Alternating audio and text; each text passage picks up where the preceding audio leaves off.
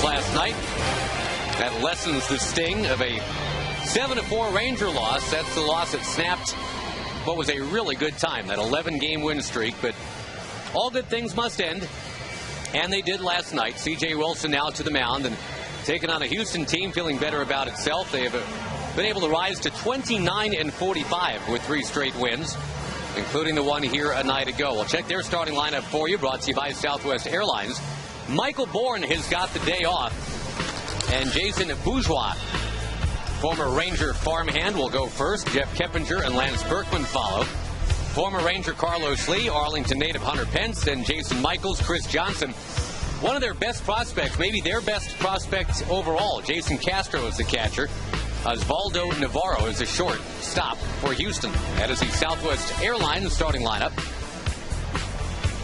Now we'll tell you more about C.J. Wilson. 5 wins, 3 losses, and the Suzuki scouting report. Yeah, the numbers across the board are real solid. Excellent ERA, winning record, fewer hits than innings pitched. Walks might be a little bit high. Strikeouts are solid. Last 3 starts have gone well. 2.70 ERA. Opponents hitting 1.76 in CJ's last 3 starts. Last start at Houston, he got through 7 innings and he threw a career high 120 pitches to do it. And for this start, he's had, because of the off day, an extra day's rest. So if, in fact, 120 pitches put a little strain on CJ, the extra day off should get him right back where he needs to be. Defensively for the Rangers, there is no Julio Bourbon to talk about today. Josh Hamilton moves into center. Murphy's in left. Cruz is in right. Young, Andrews, Kinsler in smoke. Kinsler was ejected from the game early yesterday. I'm impressed that Max Ramirez, after a 3-hour, 50-minute game last night, turns around and, about 14, 15 hours later, in this bright sunshine, is going to get out there and catch again. Yeah, you got to be tough to be a catcher. And Max is, is still trying to prove himself at the big league level. He's getting better and better behind the plate. And when you've got 2 catchers doing a solid job, getting about equal playing time, you're not going to turn down the opportunity to go out there, even if it is 95 degrees after a long night game. He's young. He can handle it. First one is strike 1. Bill Miller has balls and strikes tonight, or this afternoon.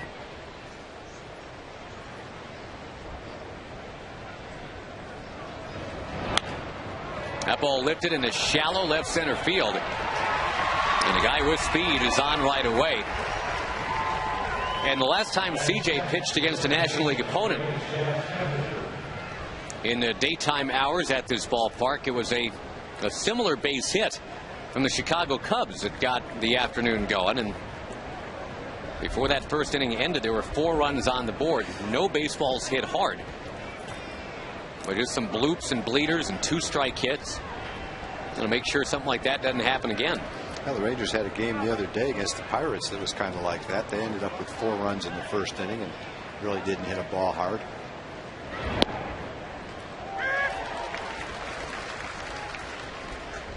The Pirates moved out of here, went on to Oakland yesterday to play, and obviously the Astros here for this weekend series, the Lone Star Series. The Rangers lead 3-1. They won 3 games in Houston. And the Astros a winner here last night. Off speed, nicely done. 0-2 to Keppinger.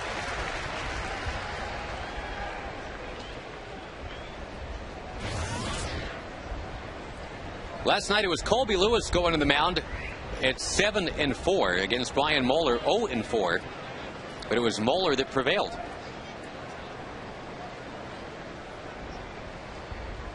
And the Astros caught Colby last night on a night where he didn't have the same command of his breaking pitches that he normally does. And they got some pretty good pitches to hit. They took advantage of it. They hit him pretty well. Most times when you face Colby, that's not what you're going to get, though. A much tougher time at the plate. 5 innings and 5 runs as it turned out. And yeah, Carlos Lee was quoted after the game saying essentially what you just said, Tom, that was not the same guy we faced in Houston. And no matter who you are, you're going to have a game like that every now and then. Hope we got his out of the way last night. In on Keppinger, he pops it up. Back into the crowd. Rangers also made 3 errors yesterday, and that did not help. They had made only 3 errors total during that 11-game win streak. Then they made 2-on-1 play yesterday.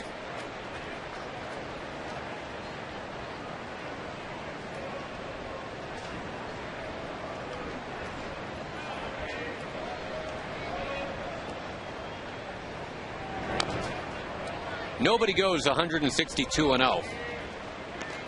And you are absolutely going to have games that you know, if they were fish, you'd throw them back. That just happened to be one of those yesterday. The good that came out of it is certainly Josh Hamilton starting that game 3 for 3 and continuing to be the most talked about hitter in baseball right now.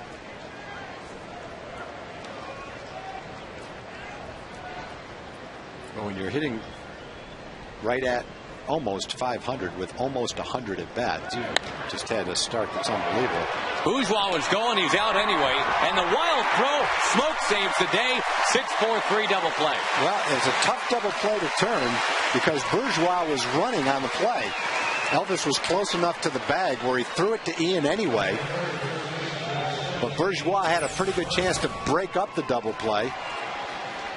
Ian had to throw around it. Bourgeois pretty much stood up right in his face to block the throw, but they made it anyway.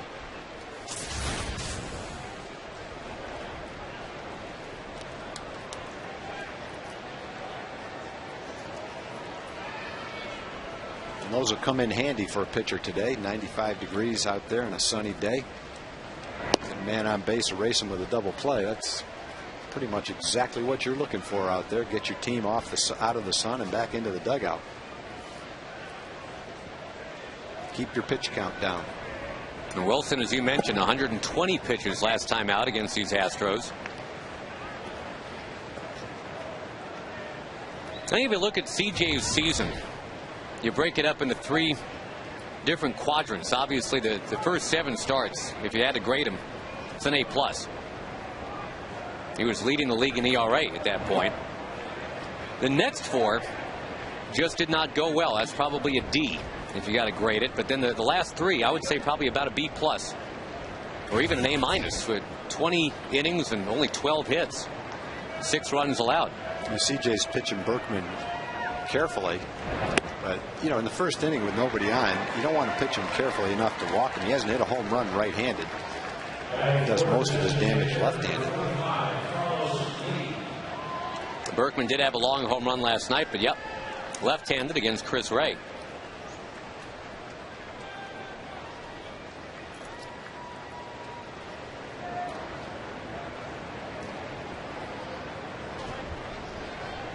Here is Carlos Lee. He had 3 hits yesterday. CJ's sinker is good enough to where if he throws the sinker at 91 miles an hour down around the knees and lets it take its natural movement, the hitter's probably going to hit the ball on the ground anyway. It's a way to come right back and get ahead. CJ's allowed only 5 homers all year and didn't allow any until the 8th game that he pitched.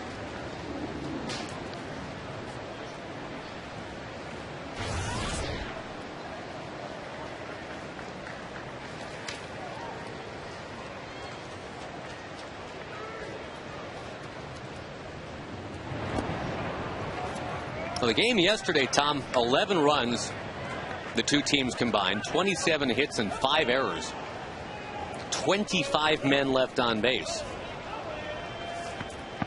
Just one of those cumbersome kind of games, you know, where there just wasn't a lot of real rhythm to it, just a lot of base runners out there all the time. Yeah, the Rangers had left the bases loaded in back-to-back innings, and either one of those innings, one big hit in the gap, and probably an entirely different game.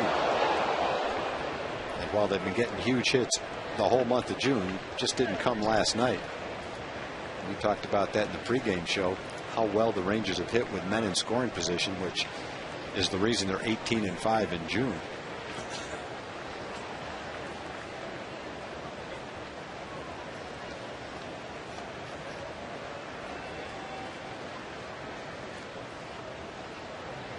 One-two delivery.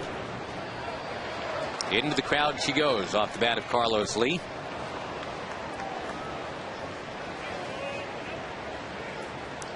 Hydration is key today, even for the fans. And sunblock, right? If you're in the sun, I would highly recommend that.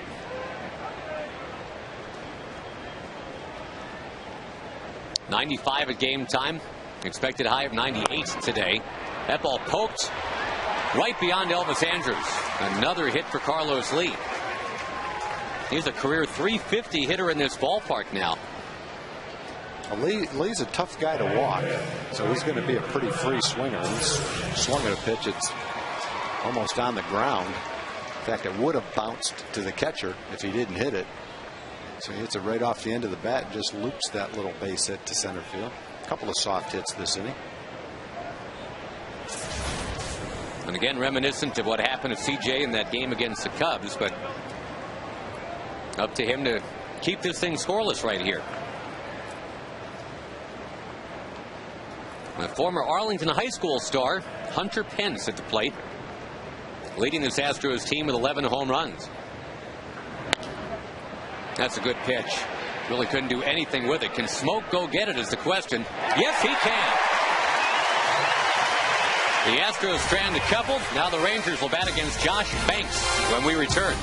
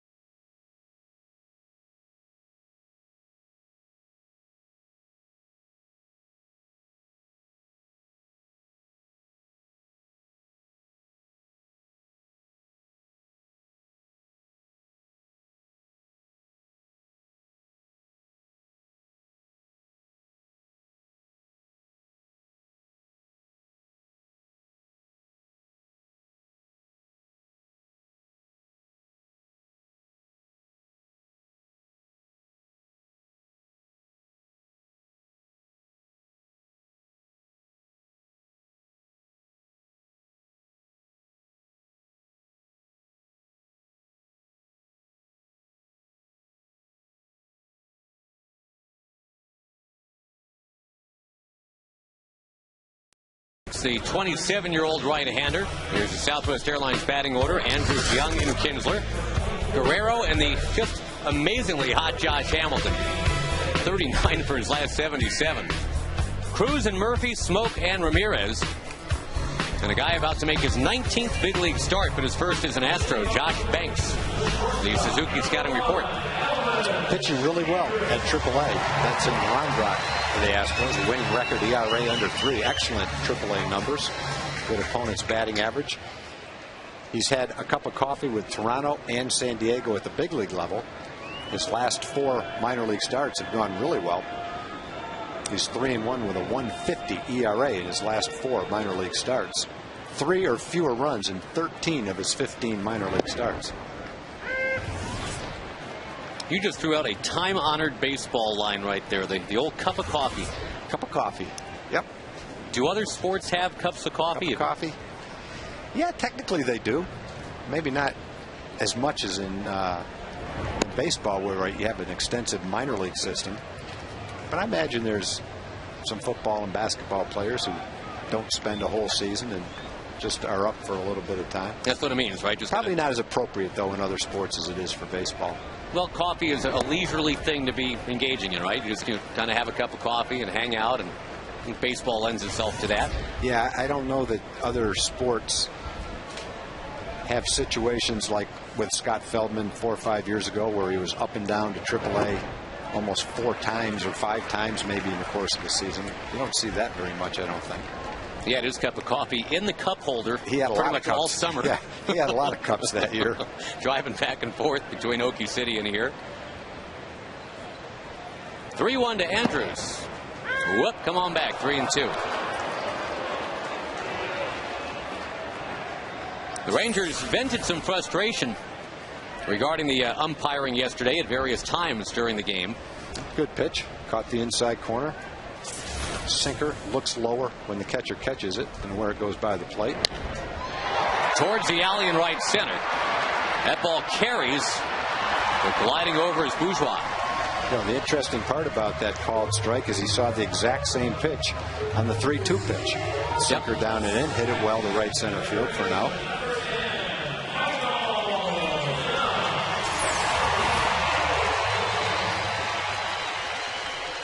Pretty much right on top of it. Good call, Coach. Well, you know, a lot of times you'll get the same pitch. He's going to try and throw you a fastball. So you take one, you hope he throws ball 4. He didn't do it that time. Banks not a hard thrower, finesse pitcher. He'll be relying on the movement of his sinker, trying to hit both sides of the plate with it, keep the ball away from the center of the plate.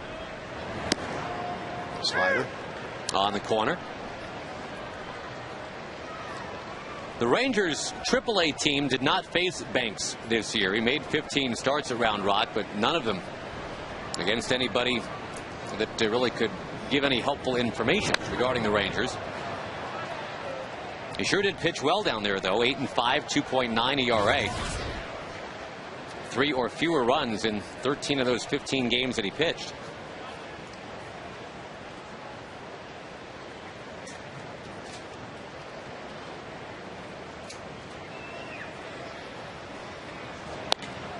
Roller towards short. Navarro to get Michael Young.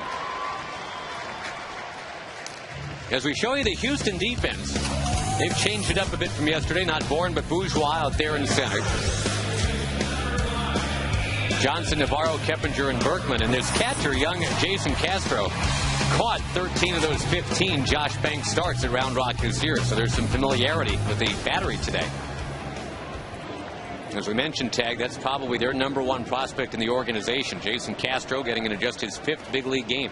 Yeah, he was a high #1 draft choice recently.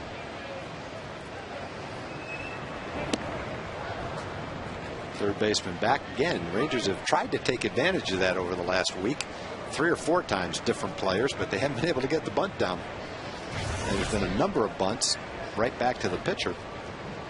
So they've had good ideas when to bunt and try for a base hit, but they haven't been able to execute the bunt very well.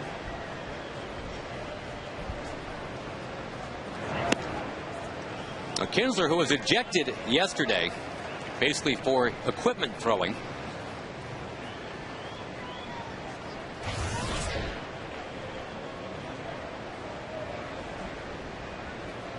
Andres Blanco finished the game at second base, ended up with a hit. A little cue shot. It's going to be a tough play at second base. Got to make it right now. Can't do it.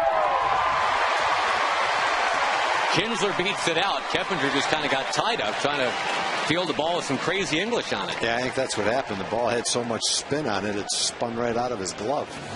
Hit it right off the end of the bat.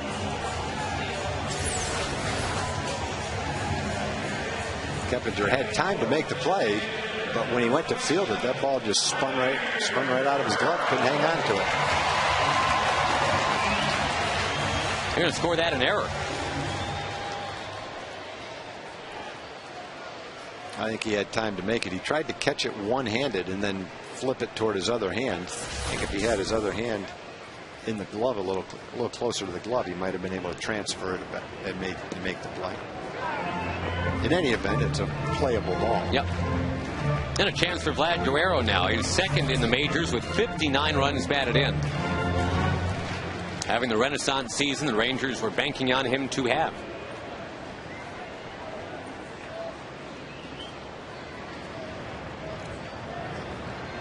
Runner goes. Good jump for Kinsler.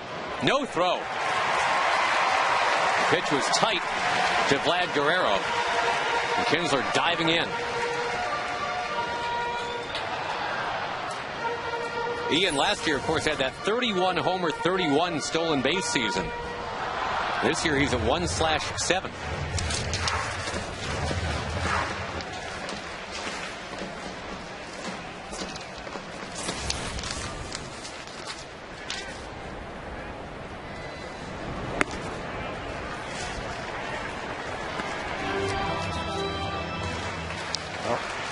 Rangers right now in the month of June and all season long for that matter, tough situation for a pitcher. You got men on, man in scoring position against Vlad. You want to pitch him carefully. But Vlad has excellent protection behind him with Josh batting fifth. Vlad will simply take what is given to him, which is the walk with Kinsler at second, and up comes Josh Hamilton. Josh has some pretty good protection behind him and Nelly Cruz. Third in batting average, 11 points away. Fifth in homers, 3 away from the lead. He is 7 off the lead in runs batted in, and I mean basically one more week of doing what he's been doing for the last 3 weeks, and we'll be talking about a Triple Crown guy.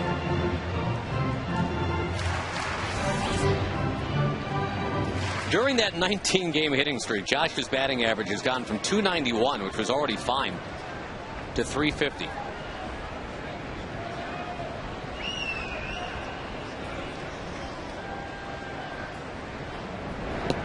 $11 points behind Robinson Cano for the league lead in batting average, but looking like another player of the week possibility for Josh.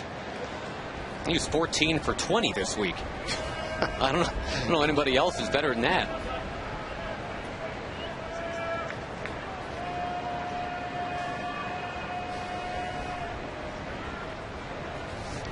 A 20-game hitting streak should give the Rangers the lead if he can come through here.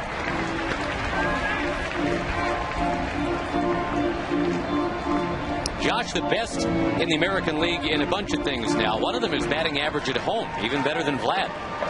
Josh is at 374 in this ballpark. What's crazy is it seems like better than that.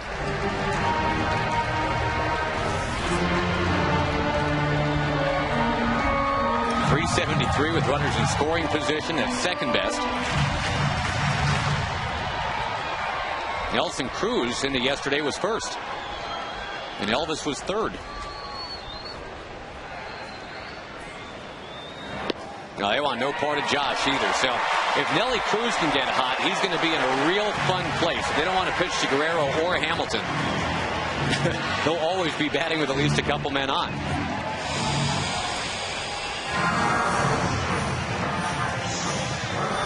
Well, facing this lineup is a little bit different than facing a AAA lineup for sure, which is pretty obvious.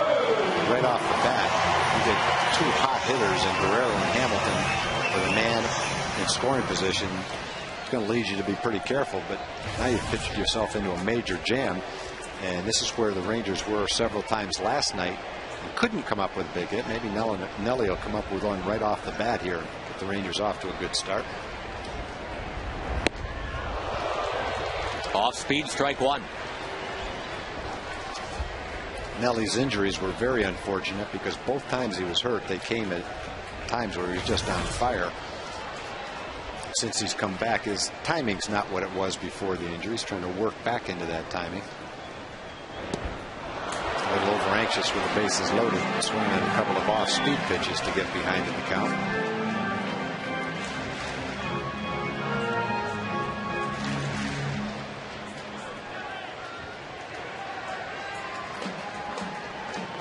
Very unlikely that he's going to see a strike right here. They don't help him out, right? Right. Unless he makes a mistake, he's not going to see a strike. There you go. Lay off it. Be surprised if he saw a strike right here.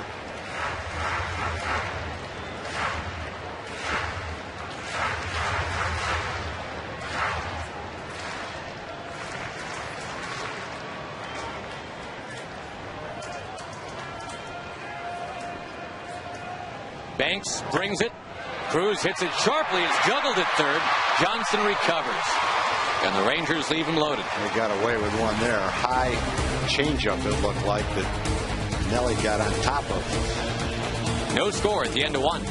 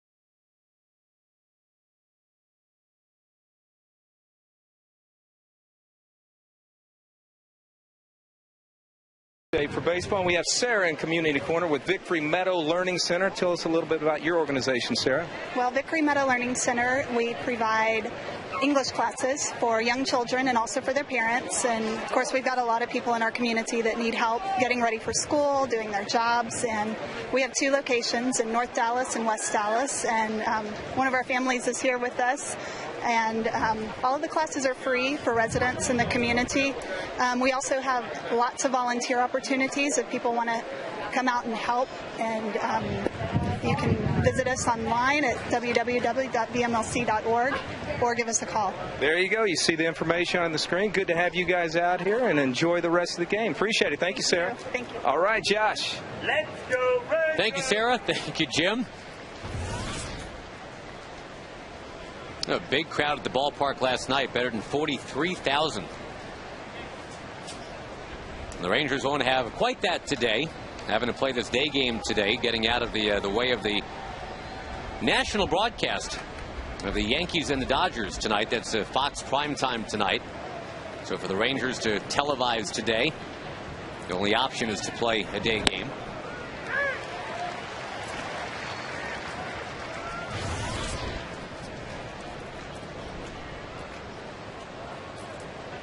Jason Michaels had that blonde hair nice and bleached up even before he got out in the sun today.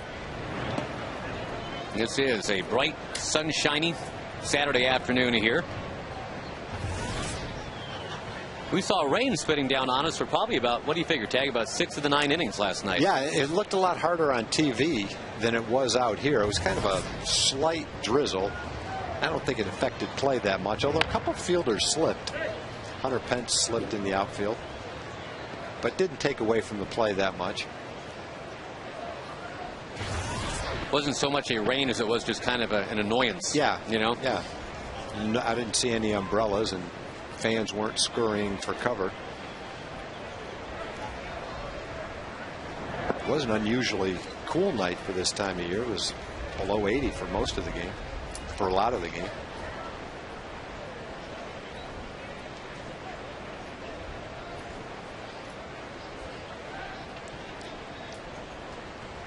(3-2) to Michaels. Rolled foul again. The game tomorrow is a night game. You gotta love that pitching matchup. Tommy Hunter against Roy Oswald. Rangers have the day off Monday, then it's off to Anaheim to test their mettle against the second place team in the AL West. Good pitch right there. Michaels, who was rolling a few down near third, just kind of spins that one towards second. Pretty harmless. Yeah, it took some pitches, but C.J. battled him just like Michaels battled back. C.J. won out with that little ground ball to second. Scott Feldman's going to get that first start in Anaheim against Joel Pinheiro Tuesday night. I think Ron Washington has said it just right as he's talked about that, you know, obviously it's the Angels, and of course you want to play well against them, but it will be still the month of June when those games are going on, and you can't attach too much importance to one 3-game series.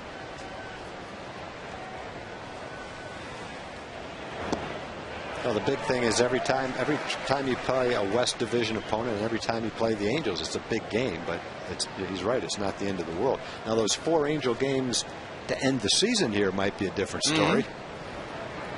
Wash's Geico quote of the day. Right on with all that. Yeah, that series is not going to make or break the Rangers. That's definitely the case. Well, the season sure shapes up to end well, though. Last week at home, 3 against Seattle, and the last 4 games of the season against the Angels. Yeah, if these 2 teams are still within 4 games of each other, that sets up as a hot ticket item. And then the week before that, the Rangers go to Anaheim and play them 3 times the week before that. So 7 out of the last 10 games or so will be against the Angels. Michael Young in on the grass to take care of Johnson. It was tough to handle last night. Career highs in hits and runs batted in yesterday for Johnson. 7 out of the last 14 games will be against the Angels. And the Rangers finished with their last 17 all against the AL West. There's going to be a key homestand right before that. Kind of fun to, you know, look into September already and start thinking that it's meaningful. But you got the Yankees and the Tigers coming in right before all that. Tough middle of September. Tough after the All-Star break, too.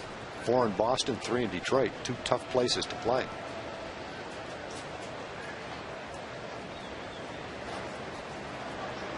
Here is Jason Castro, our first look at him at the plate. Left-hand swinging catcher. Now, the Rangers, I mean, let's say they're still 4.5 games up, heading into that 3-game series coming up in Anaheim. No swing right there, by the way. The Rangers, if they win even one, or that was a swing, wasn't it? 1-1. The fact that if they win 1 out of 3, and they're playing better, obviously, to win just 1 out of 3. But, you know, even if they did, you lose 1 game in the standings after all that.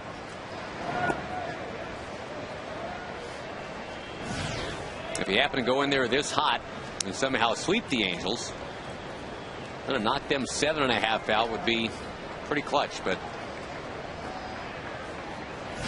we've already seen this year being behind by 7 or 8 games is not the end of the world. The Red Sox have come back early in the year from that deficit, and the White Sox are doing it right now, coming back to make a race out of it. That is some kind of push they've got. They've got the long win streak now. The Rangers having been stopped at 11. The White Sox are intact at 10 in a row. And you're right, they're 1 game back in the loss column.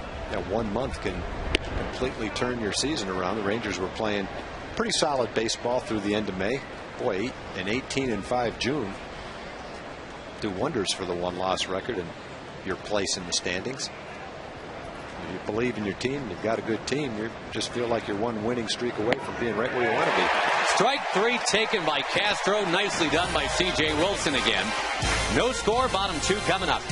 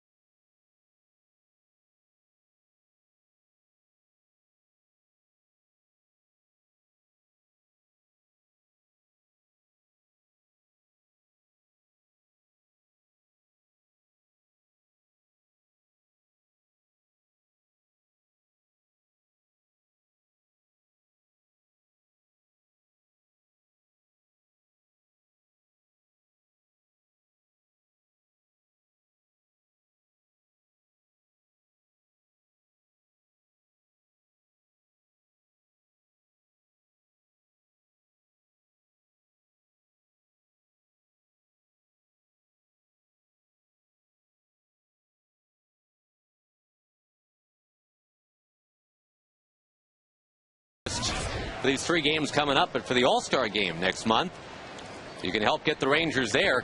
Vote up to 25 times at TexasRangers.com. Cast your ballot for the 2010 All-Stars. The player ballots were due today, and that could be the portal through which a guy like Michael Young could get there. Usually is. Michael trying to make his 7th consecutive All-Star team. And just kind of eavesdropping, just kind of walking around, it sure looked like the players to a man. I mean, they take that voting pretty seriously. They were asking for statistics to look at, not just going from memory or, you know, voting for their friends or whatever.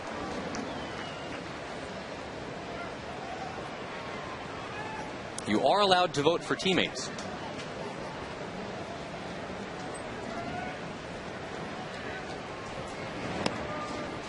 How are you with this process now, Tag, how the All-Stars are chosen? I'll tell you exactly where I am. It's a little confusing to keep track of exactly the different ways players can get voted into the All-Star game, but I think baseball has tried to make it so that everyone participates in the voting. The fans feel like they have a major say in it.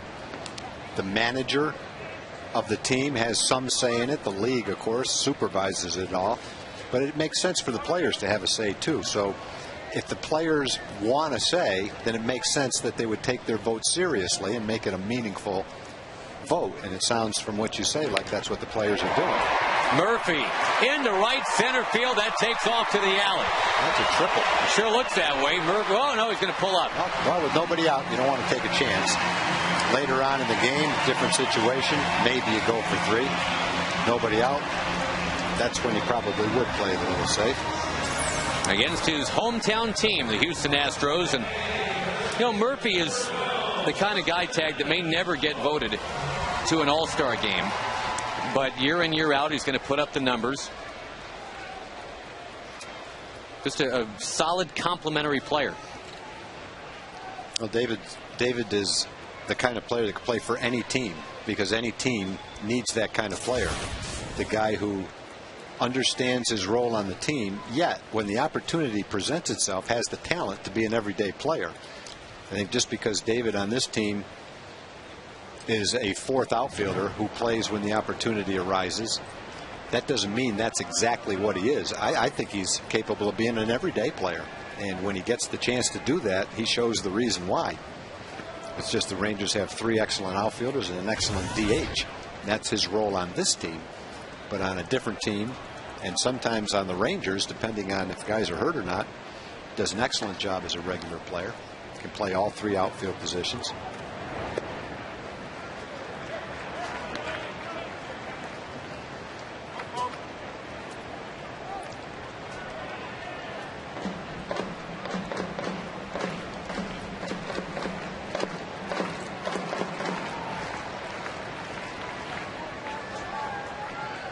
The 1-1 to Smoke is up and outside.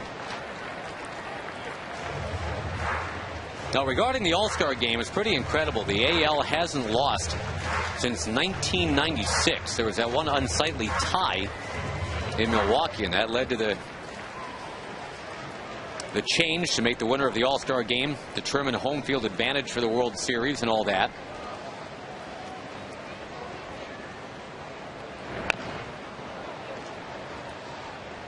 Not everybody is on board with that one. Nobody, I think, ever unilaterally thought that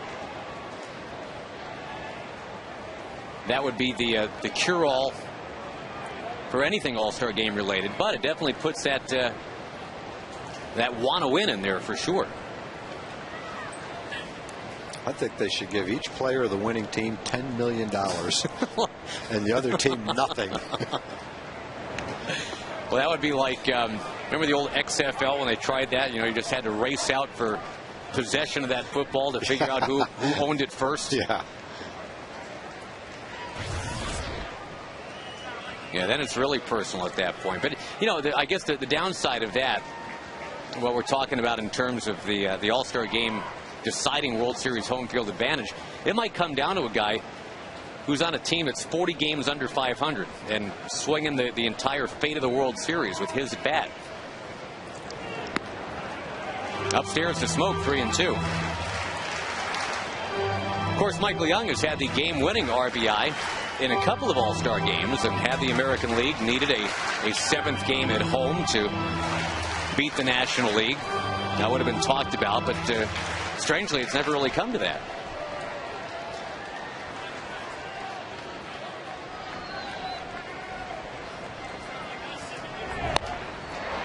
Murphy froze for a moment, and now he is going to be out at third base. He had a split-second decision to make, and if he had it to make over again, he'd go the other way.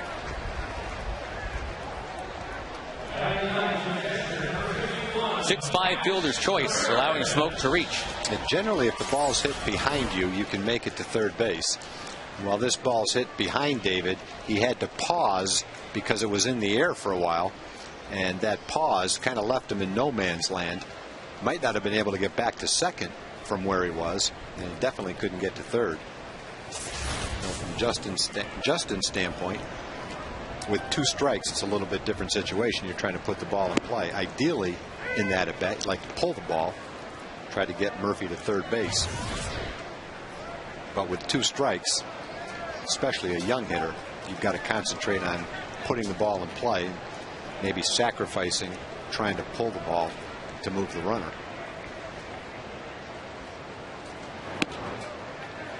Inside to Max Ramirez.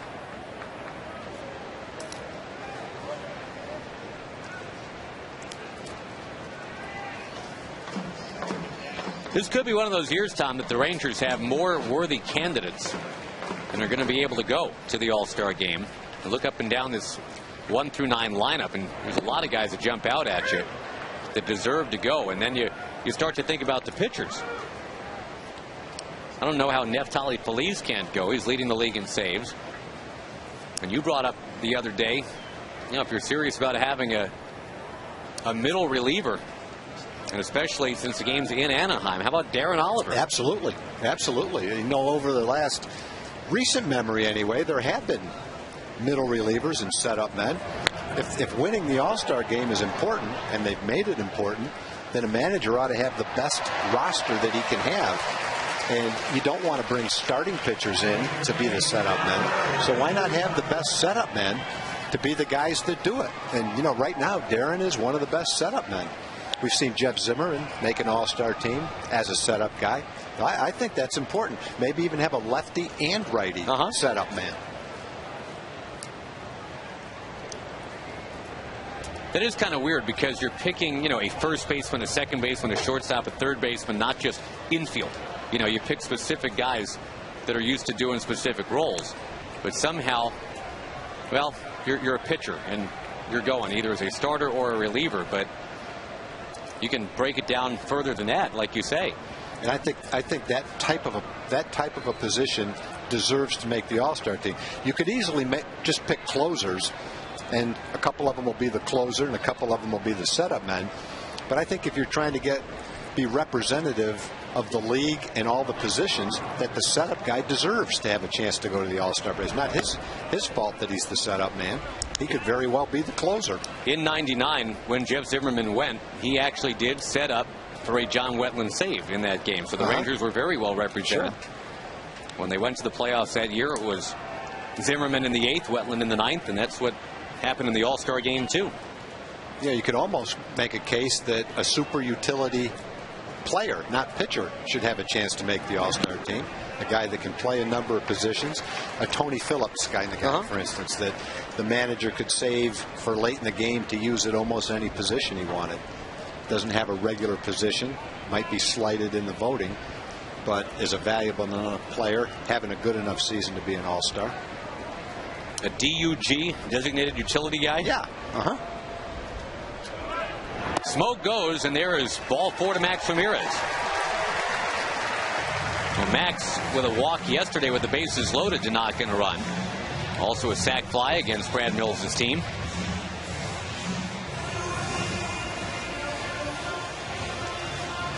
You mentioned yesterday Brad Mills looks a lot like Bill Verdon, former Astros manager. He does. I can't get that out of my head now. Well, he's got the same look. I think Bill Verdon had maybe a little longer face, but the same look. They almost stand the same way as they observe the game, and they both have a military look about them. They both have that tough sergeant look to them. Mills, who grew up in California's San Joaquin Valley. Well, the Rangers are right where they would have been if David had stayed at second base. Now it'd be first and second anyway. Yes, so right. That's kind of eliminated that base running play. It was a tough one to make, tough call to make for David too, because once he paused to see if the ball was going to be caught, then I don't think he could get back to second either. It's kind of out in no man's land. Elvis to right field. Pence had started in, now going back into the corner to make the catch. Tagging from second is Smoke. Boy, Elvis is starting to go the other way quite a bit. We've been seeing that with hard hit ground balls right near the first baseman, and there's a ball up in the air into the right field corner. Just got underneath it a little bit, but he hit it solidly. Elvis is upset. Just didn't quite get all of it. It's away from him, and that's what you should do with that ball. Just got underneath it a little bit. If you hit it a little more solidly, maybe short hops the wall, maybe sneaks it right into Norm Hitzkes' wedgie down there in the corner. Boy, that's out of context and weird right there. Well, I don't know if Norm name that? He's called it that forever. I don't know who first called it the wedgie out there. Triangle. I'm so glad the inning's over. Michael Young grounds out. Too bad the Rangers couldn't score, though. It opened with a double. It's still 0-0. By wedgie.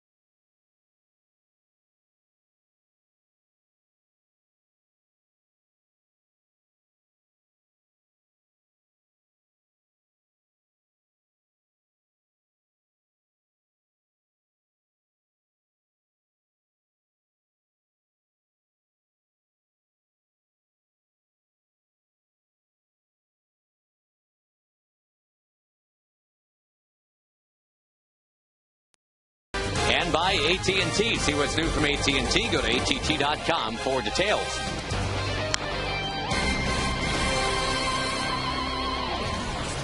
Working on the suntans here today at the ballpark.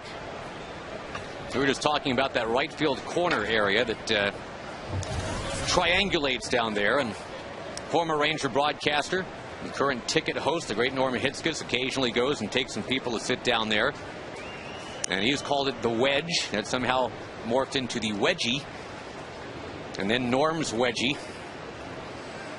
It's actually I have never sat down there, obviously, but it looks like a fun place to sit if everybody knows each other that sits down there. It's almost like your own private little party area. Very social down there. It's like a triangular Cheers, where everybody knows your name.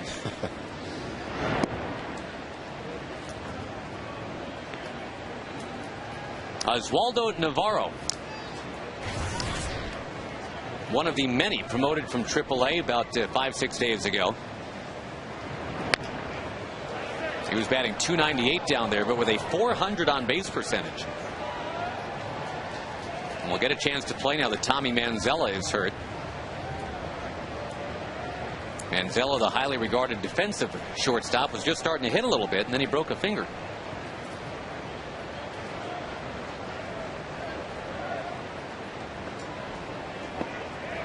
Now, C.J. Wilson now has set down 5 straight since that single by Carlos Lee. Good off-speed pitch right there. Tough pitch to lay off of with 2 strikes. Throws a curveball outside corner, breaks straight down.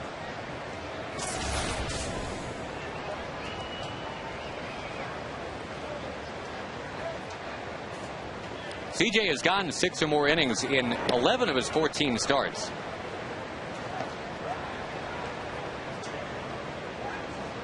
Reasonable pitch count right now. There's no reason to think he won't be able to do that again. You know, Tom, in that no-hitter thrown yesterday by Edwin Jackson, what's become the year of the no-hitter, he was at 68 pitches through 3 innings. Wow. And I bet you that some knucklehead announcer, because I'm usually that guy, said, no way this guy's going 9. Well, you wouldn't think he would go 9. Boy, look at that ball just kind of keep on sailing. Bourgeois coming to second base and will stop. That ball looked like it went from left to right. It did, from left field toward center field, and just really carried. It almost seemed like from our booth an optical illusion. I mean, it looked like it was heading right to Murphy, and then it just bananaed towards center field. That ball, somehow he hit that ball so it sliced from left field towards center, which you don't see a right-hand hitter do very often. Off the bat, it looked like one that Murph might have a chance to get to, but he didn't have any chance. 2 hits for Bourgeois today. Yep, 2 of the Astros' 3. The guy that has not been playing much. Jeff Keppinger now.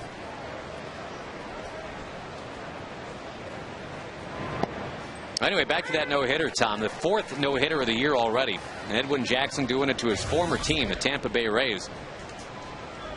What is it with Tampa Bay? They've been no-hit 3 times in their last 140 games going back to last year. They got a good team. I don't know what it is. Well, one of those is a perfect game. They got a lot of hitters that you would think would keep them from being prone to the no-hitter. Right, a lot of speed guys.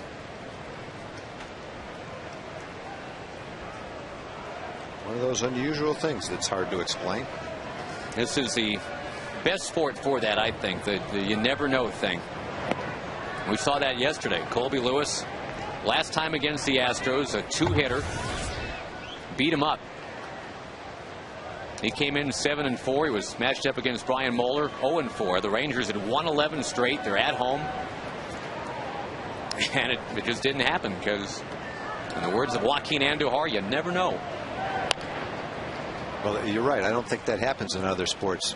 Try to come up with a comparison, say, for football. You've got Arizona, 16 games under 500 in last place, playing a first-place team with one of the best records in baseball, and going in there and throwing a no-hitter and shutting them out would be like one of the worst teams in football going into New Orleans and not only shutting them out but holding them to, say, a total of 150 yards total offense. Yep. You know, something like that will never happen in football. Be like the worst team in basketball going in and playing the Lakers or playing the Celtics and beating them by 40 points. I guess there's an outside chance that could happen. If the mid-90s Mavs went to old Chicago Stadium to play Michael Jordan's Bulls, I mean, nobody would have predicted that they would have won a game in 20 tries. Just because, you know. But it wouldn't be, to compare it wouldn't be just a win. They'd have to win convincingly. Yeah, convincingly. Right.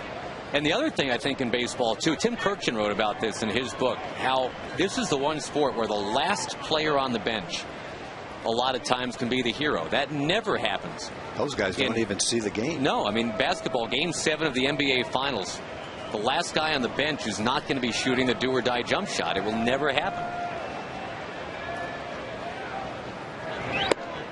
You know, in football and basketball or hockey, whatever the sport, the same players, within reason, play every game.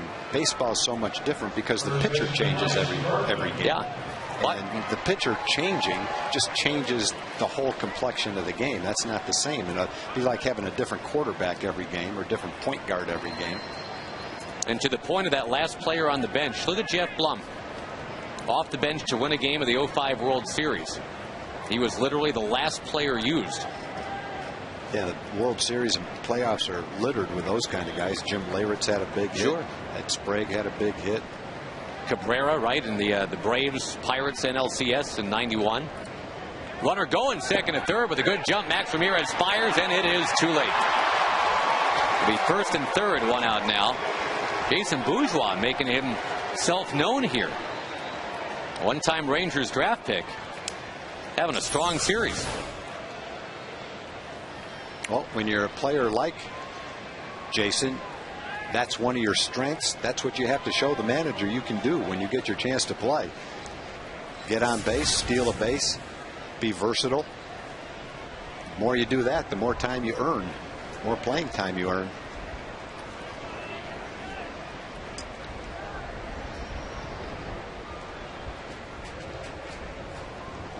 A little double play ball right here. CJ's had one in the first inning.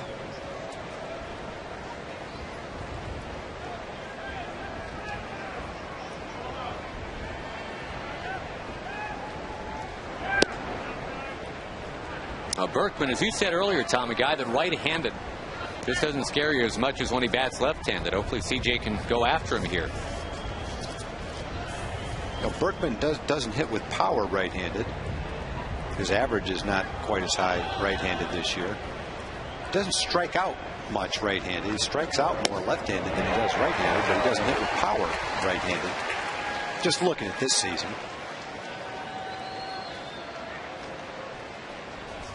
And it's only 44 at bats that he's had right-handed, and he's off to a slow start, so that doesn't necessarily present a representation of what he really is, just what he's has been so far. There's a ground ball. Kinsler to the bag, completes the double play, and C.J. Wilson keeps this thing scoreless. Bottom of the third coming up.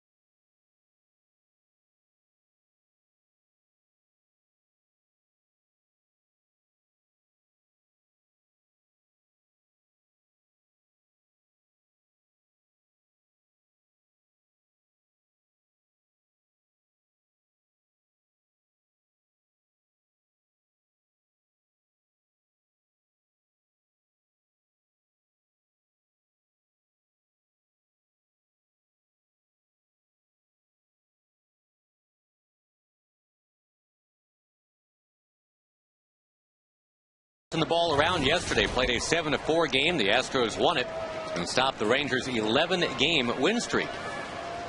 We're trying to start another streak of some length here. Kinsler rams one, base hit, down into the left field corner it goes, and Kinsler will become the second Ranger now to lead off an inning with a double. Yeah, let's see if the Rangers can get on the board here. David led off the last inning with a double. The Rangers have had the bases loaded in the first inning, first and third in the second inning, and now a leadoff double in the third, and still trying to get on the board.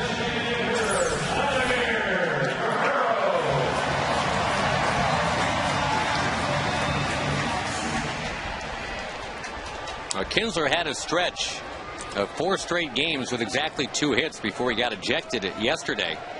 Swinging the bat well. Here's Big Bad Vlad. And he will match one into left field. Kinsler's going to come around. The Rangers get the first run today. Guerrero trying for second. What, if he makes some outs on the bases, huh? Vlad's like a little leaguer. He just runs till they tag him out. It is RBI number 60 for Vlad. That's the good news. But that's probably the 7th time this year we've seen that sheepish jog off the field after knocking in a run. You know, you can't get upset with Vlad because he's out there playing his heart out, hustling every second that he's out there, trying to take the extra base. You know, you just live with that. You can't take that enthusiasm away. They make a little bad throw. He sneaks into second base. They make a pretty good relay throw. Good throw to second. They nip him at second base, but the damage was done. Base hit and an RBI. Josh Hamilton walked in the first inning. Seemed like they didn't want any part of him. He's 14 for his last 20, and that's why. The 19-game hitting streak, during which he's batted better than .500. 8 home runs, 25 driven in during those 19 games.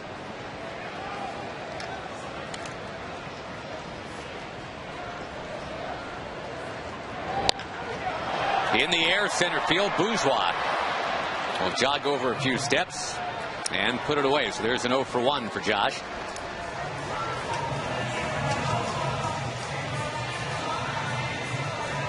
Final game of the Lone Star Series is tomorrow night, Rangers and Astros. And before the game, Los Tigres del Norte perform on the North Lawn, presented by Ozarka and State Farm.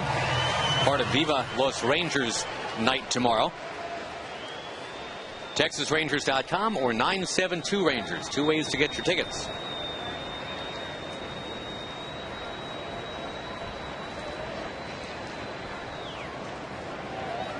Josh Banks to Nelson Cruz. Strike 1. When we asked the Astros folks about Josh Banks, we heard a couple times that he's very similar to Brian Moeller from yesterday. Same skill set. Just kind of moves the ball around, keeps you off balance. Nice play at short by Navarro, but no way can he get Nelly Cruz. You get some people on that play. It was a beautiful play. You can't take anything away from the play. Just Nelly runs well. You got a guy that doesn't run quite so well. You got a highlight play. Which, just because he didn't get the runner doesn't take away from what a nice play that was in the hole.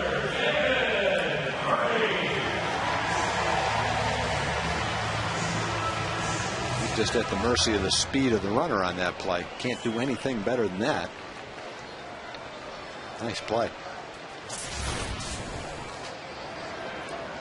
David Murphy doubled it last inning. And a pinch hit RBI last night. On Baylor night, no less. Murph is a proud Baylor Bear. And the one at bat he got yesterday, he did Waco proud.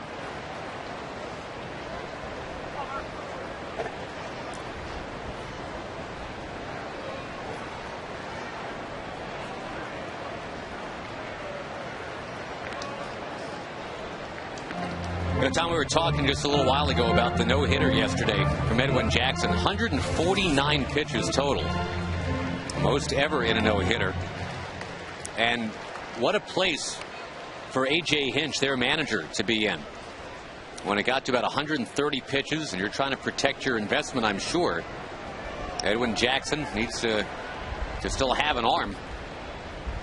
But how do you mess with something like that? And the only thing you open yourself up for, I guess, is, let's say, hopefully this doesn't happen, but let's say that Jackson in his next start gets hurt. A.J. Hinch knows what's coming. It's going to be C. Yeah, and I think he's in a little bit better shape because Jackson's a guy in his mid to upper 20s. He's pitched for a while. He's thrown a lot of pitches. Big, strong guy. I think if you've got Steven Strasburg or, a younger pitcher in that position, now you've got a real tough decision. I don't know a manager that would have taken him out of that game last night, though. Jackson sounded like he sure wasn't about to come out. Yeah, good luck trying to take him out of that game. Try that ball from his cold, dead hand is what you'll have to do. Murphy grounds out. The Rangers do strike for a run. The first run of the game today. We'll go to the fourth after this.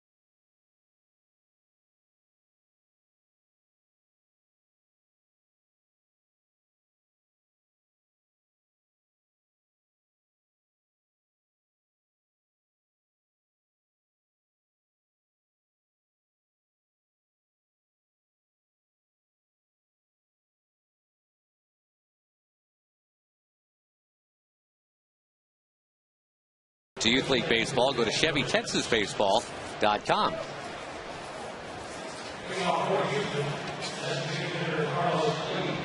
They're enjoying a 1-0 Ranger lead. The RBI coming from Vlad Guerrero, getting him to 60 already this year. Not even to the halfway point of the season.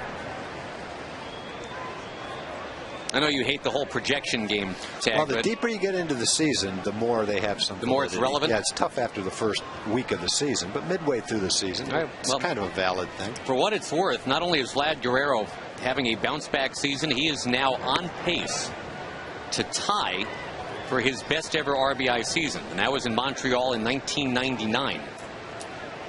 Well, I think he's in a good spot to do it because the Rangers have guys ahead of him, Andrus Young and Kinsler, and guys behind him, Hamilton and Cruz, that make it tough to pitch around him, and he should continue to have a lot of men on base, so he's in a pretty good spot.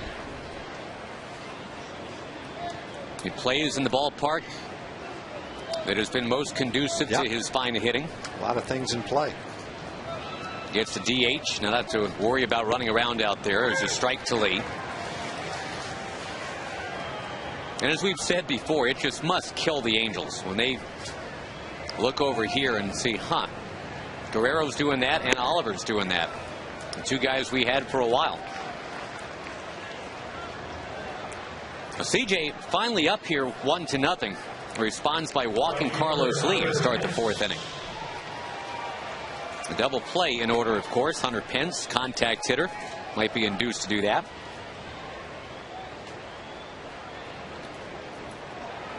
On the subject of Vlad, just once again here, Tom, assuming obviously that he's going to the All-Star game, no reason to think he's not going to get voted in. He's already had 18 All-Star game at-bats. But these will be special ones because they'll be in the park where he played his home games, 04 through 09. Breaking pitch, a strike.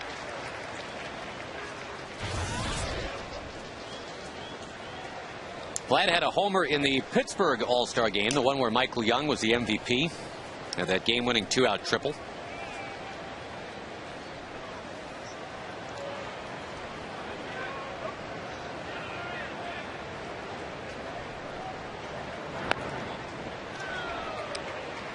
Well, CJ getting ahead here. Took him a slow curve to get ahead and then a hard pitch in that must have hit about an inch above his fingers. And again, Pence chokes up on that bat higher than I think anybody in Major League Baseball.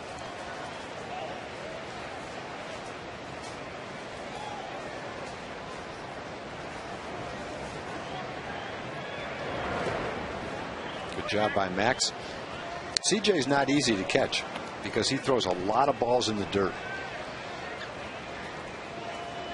And so when you've got base runners, you have to constantly be aware of balls in the dirt, being able to block them in a way that doesn't allow the runner to take an extra base. And Max is getting pretty good at that. If he wasn't before, CJ will give him a workout to become better. Inside. Good try.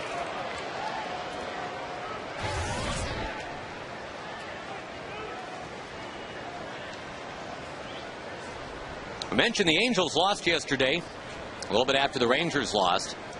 Keeps the Rangers 4.5 up, but again, the key number is they're 6 ahead in the win column. There's the ground ball. Elvis Andrus has to wait on it. Going to be tough to get Pence. They will not. Hit too slowly.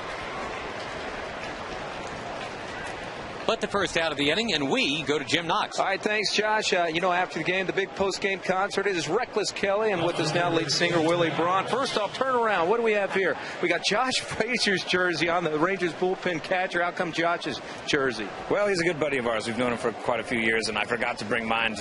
I'm flying out tomorrow for Idaho, so I forgot to pack for both trips, so I had to call Josh and borrow a jersey from him. There we go. Well, looks good. Now, what can fans expect after the game? Now, fans still at home, they can still get up here and watch the post-game concert. Yeah, come on out. I mean, last year we did it, and we had a whole bunch of people out there on the little berm outside of the park, and it's just a really nice little spot, and hopefully it'll be cooled down a little bit by then. So. There we go. Reckless Kelly, Willie Braun always put on quite a show. Willie, good seeing you, and best of luck. Enjoy the rest of the game. Josh?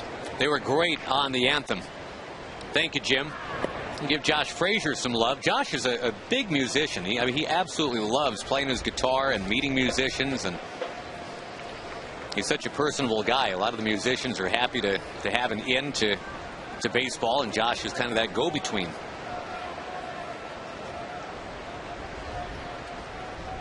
Dozen years on the job around here for Josh at a Rockwall High.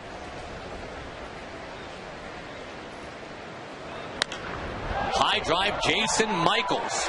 Now, he's been swinging the bat well of late, and he has just hit a 2-run homer off C.J. Wilson. Now, C.J. at one point this year had a stretch of 88 innings without allowing a homer going back to last year. But now he's starting to give up a few. Michaels hits it out. It's only his 4th of the year.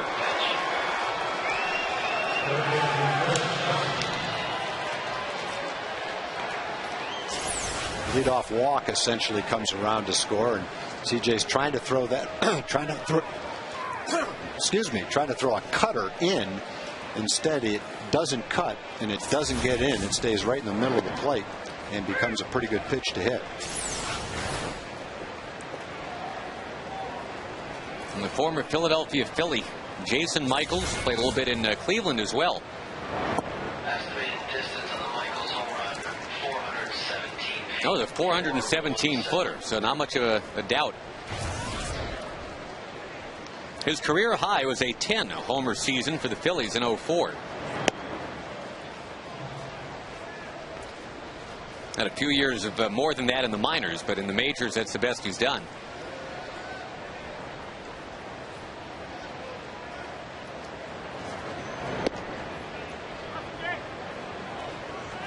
Well, the Rangers have had, again, just like yesterday, their opportunities to score a lot more than they have. They've threatened in every inning. They've carved out 1 run so far. It's not like they've been completely shut down. That's the pitch he was trying to throw to Michaels right there. And cut her in. You make that pitch, obviously it's not going to be a home run, but occasionally you make a mistake. And you hope when you do that it gets popped up. That cutter came right in where he wanted it to. Making Johnson 0 for 2.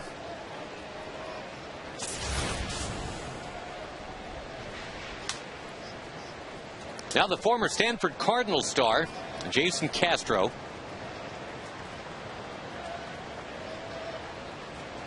The Astros have had some other highly touted catching prospects, J.R. Tolles and Max Sapp. But they really feel like this is the guy that, after a couple of near misses, might be their catcher of the future. Actually played a lot of first base and DH at Stanford, not catcher, because they had some other talent there. But when Stanford was in the College World Series in 08, he was their starting catcher. Led the Pac-10 that year in base hits.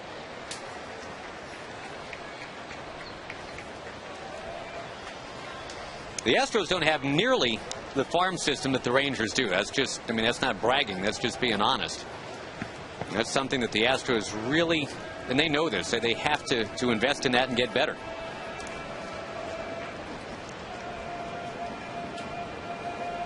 The Astros have been ranked out of 30 teams 29th, 30th, and 30th by Baseball America the last 3 years in terms of the state of their minor league system.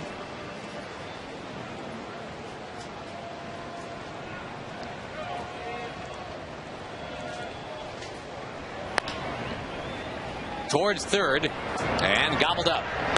Michael Young gets his man. Castro's out, but the Jason Michaels 2-run homer has made it 2-1 Houston.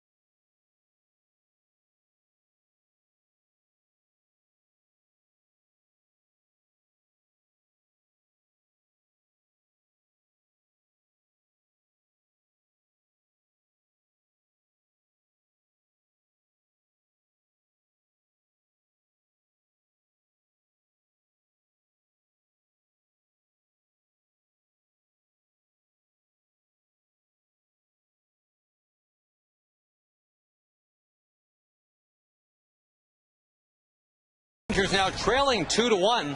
We'll get you to our AT&T trivia question here in the bottom of the 4th inning. Josh Hamilton has had this unbelievable month of June. And it led us to ponder who are the 2 players who share the Major League record for the highest batting average in any single month. Got to have enough qualifying plate appearances to qualify for this whole thing, but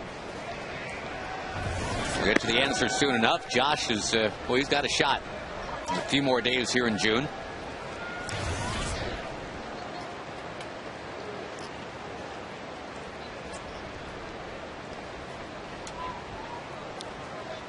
Smoke to get it started. He's done his best work this year against the Astros. 4 games, tag. He's 9 out of 18. 2 jacks, 8 runs batted in.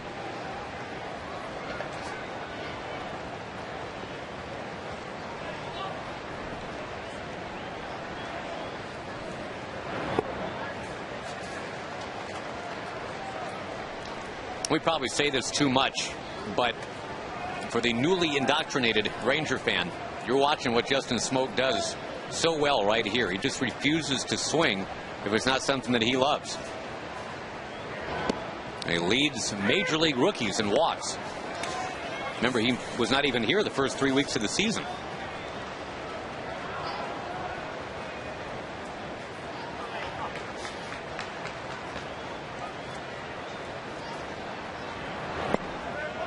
Didn't like that one, so he didn't swing. And the Rangers again have a leadoff man on. That's the last 3 innings now. And yesterday it was 6 innings out of 9.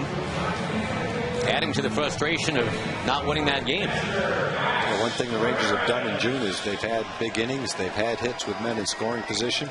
So far in the first 2 games, they've had a lot of base runners, but they haven't had those key hits yet. Although Vlad had a big hit with Ian on second base to drive in the only Ranger run.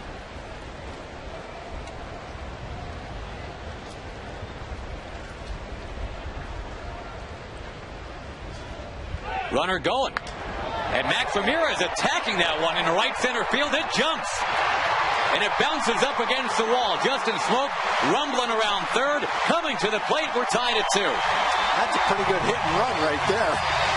Had Smoke on the run, had Max needing to swing at the pitch to protect the runner. He's trying to hit the ball to the right side. He did. It went about 360 feet for a double, and he picked up an RBI. I think on a hit and run, you're hoping to get a base hit. Maybe end up first and third, but he's had to swing at a pitch way up and out of the strike zone that if it wasn't a hit and run, he never would have swung at that pitch. Turned out to be an RBI double. And again, for the new to the party this year for the Rangers, Max Ramirez wasn't even supposed to be here. He and Matt Trainer both were not in the picture. It's supposed to be Taylor Teagarden and Jared Saltalamacchia as the Ranger catchers. You got a bunt situation here or a situation where you want to hit a ground ball to the right side. Elvis can do either one of those.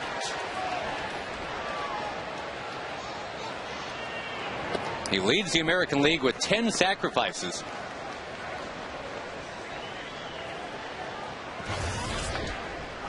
You'd think that a guy leading the league in sacrifices would either be the number 2 batter or the number 8 or 9 batter. In a National League, it would be 8. American League would be 9, but Elvis is a leadoff man and the only player with 10 sack bunts. And I think what that is a testament to how well Bourbon has been getting on base. From that 9 spot in the order, he's on first. Elvis has to sacrifice. Now 2-0, good hitters count right here. A lot of times a manager will take the bunt sign off and let the hitter hit because he's looking for a fastball. And Elvis is starting to heat up. He's 7 for his last 15.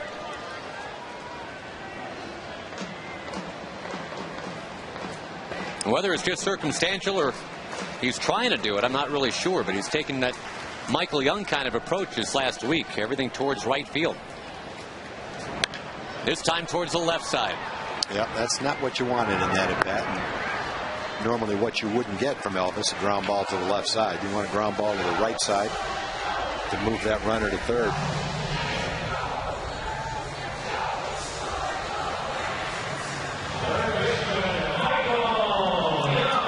Michael Young will try to deliver now. Still just one out in the inning.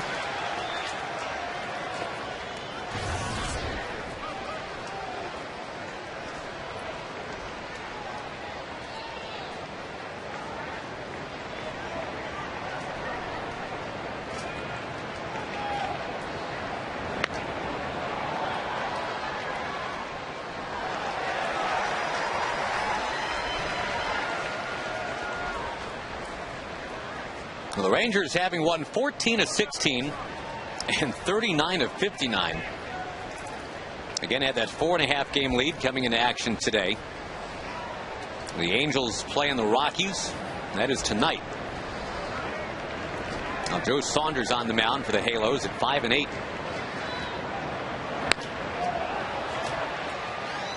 Cubs and White Sox play tonight as well. Again, the White Sox have a 10-game win streak intact. Good to hear that Lou Piniella and Steve Stone have settled their differences. They buried the hatchet. The manager for the Cubs and the broadcaster for the White Sox trading barbs about a week ago. They've apparently shaken hands and everything's cool.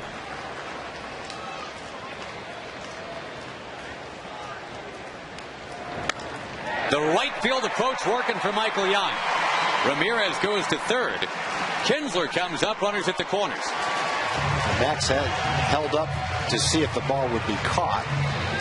Therefore, he couldn't score. Probably wouldn't have been able to score anyway. The ball was a line shot, one hop to Pence in right field. It's going to end up at third base anyway. Good job with 2 strikes. Ball on the inside part of the plate. Michael doing what he does best, driving it to right field. Good spot for Ian now to pick up that run.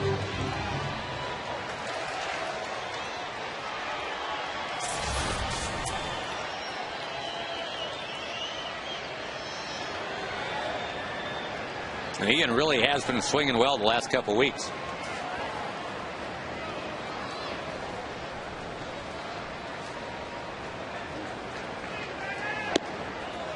Now, even though this pitcher, Josh Banks, is just up from the minors, he does have a bit of a major league pedigree. One-time second-round pick of the Blue Jays at a Florida International.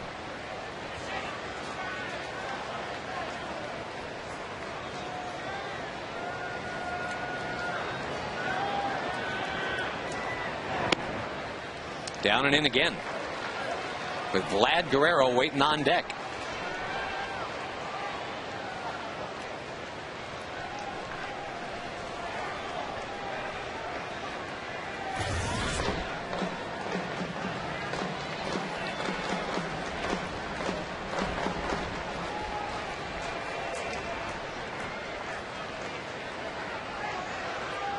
Hitters count, 2 balls, no strikes. Now 2-1. By the way, Tampa Bay's got no hit again, Tom, but they're only in the 2nd inning. Arizona Diamondbacks at Tampa Bay. The Phillies and Blue Jays scoreless in the first. It's a home game for the Blue Jays, but the game's being played in Philly.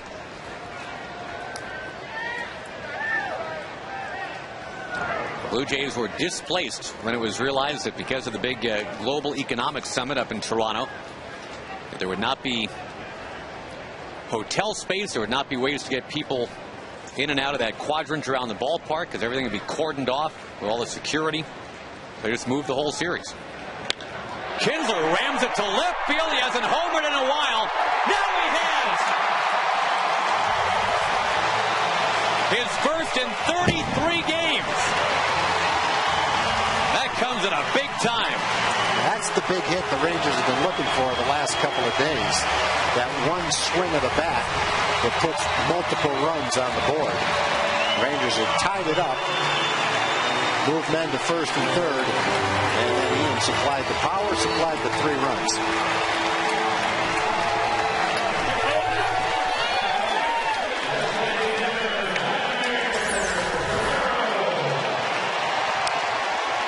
Pitch on the inside part of the plate. He kept it barely fair right down the line.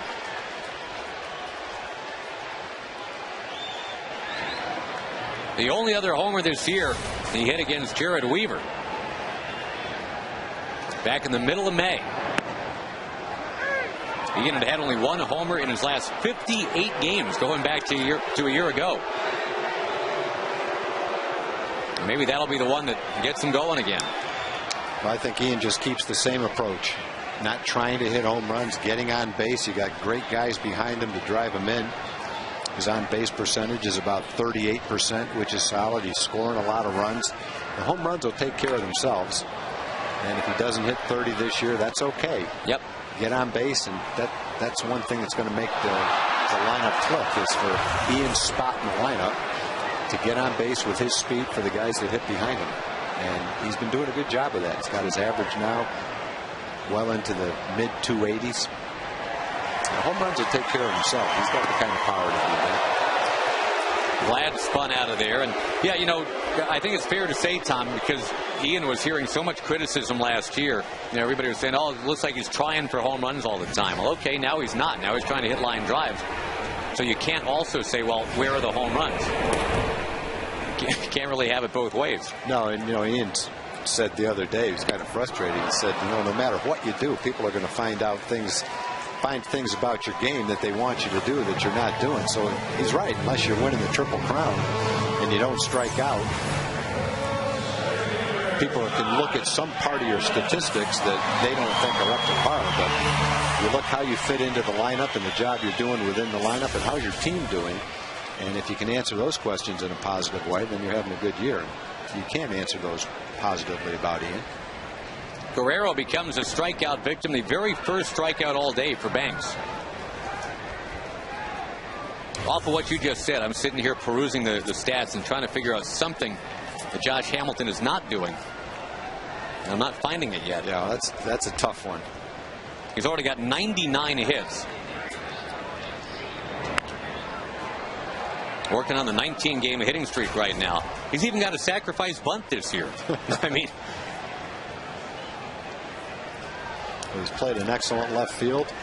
He throws extremely well. He's stolen some big bases. Has not grounded into a double play all year. The only major leaguer who can say that, who's an everyday player.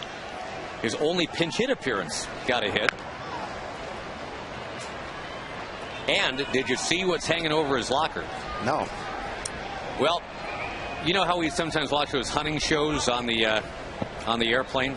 Josh likes those hunting shows. And apparently the very first buck that Josh Hamilton got with a bow and arrow is now mounted and up on top of his locker. So go in, take a nice look at those antlers when you get a chance. Hamilton flies to left. The Rangers take the lead. The big blow from Ian Kinsler to make it 5-2.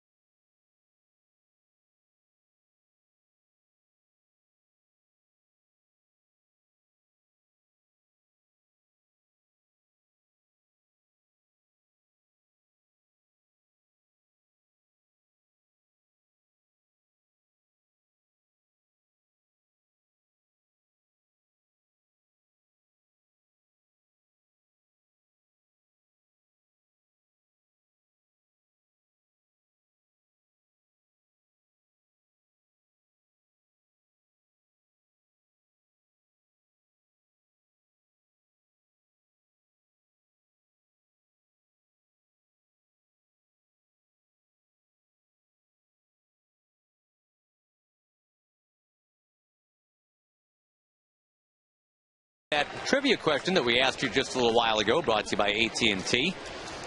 Two players sharing the Major League record for highest batting average in a month. Josh Hamilton at 500 right now.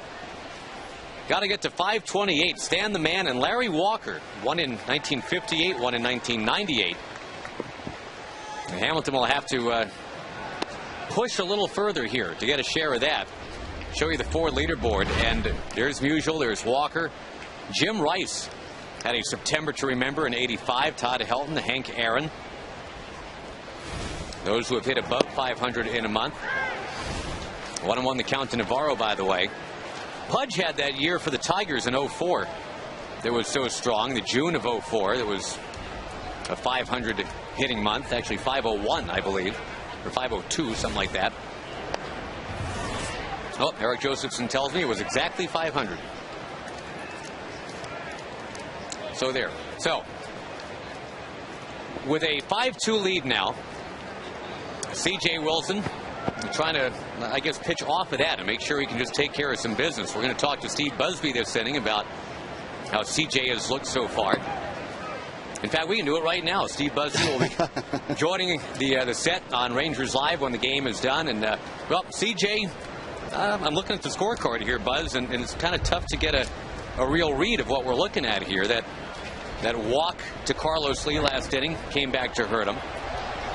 And he allowed a couple of hits and a walk in the first inning, but the overall body work's not horrible, is it? Well, no big numbers on the board, and that's what you're looking for. This inning really is imperative for the CJ, though, Josh, to go out and shut down this Astro club. This is not a good hitting ball club, and you've got to take it to them now. Your ball club's given you 2 leads today. One you let go last inning, but I think it's really imperative to set the tone right here. Have a good, quick, crisp inning, and get him back in the dugout, let him do some more damage. Is it oversimplifying it to say here's Navarro just up from AAA, number 9 hitter, just throwing some fastballs because your fastballs are real good, or throwing some strikes? Yeah. I don't care what it is, but you don't want to throw 7 or 8 pitches to a place hitter. No, you're right, Tom.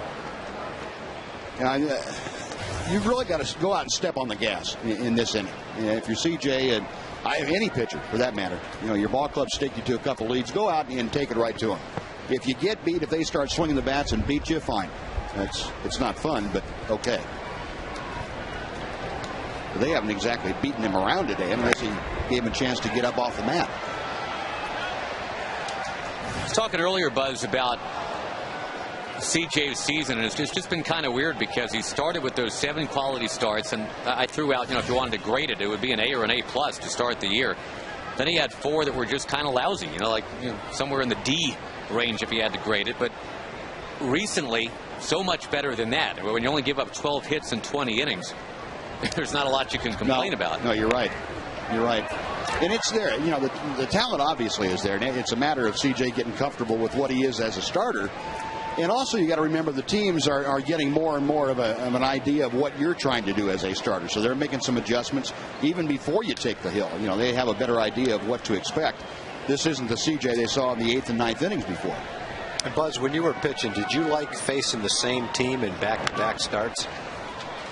It depended on how I did them against them the first time. How you were throwing at the time? Yeah. Well, yeah, if they beat me around the first time, I wasn't real thrilled by going out there again, especially if I had my good stuff and they beat me around. Do you think there's who would have the advantage of just having seen the other, the pitcher or the hitter? Would you say that you have an advantage because you've gotten to know the hitters, or the hitters now have seen you for 4 or 5 at bats? Well, you can look at it both ways. I still think the pitcher has the advantage until you go out there and don't make adjustments. I don't think any pitcher walks out there with the same stuff on back-to-back days.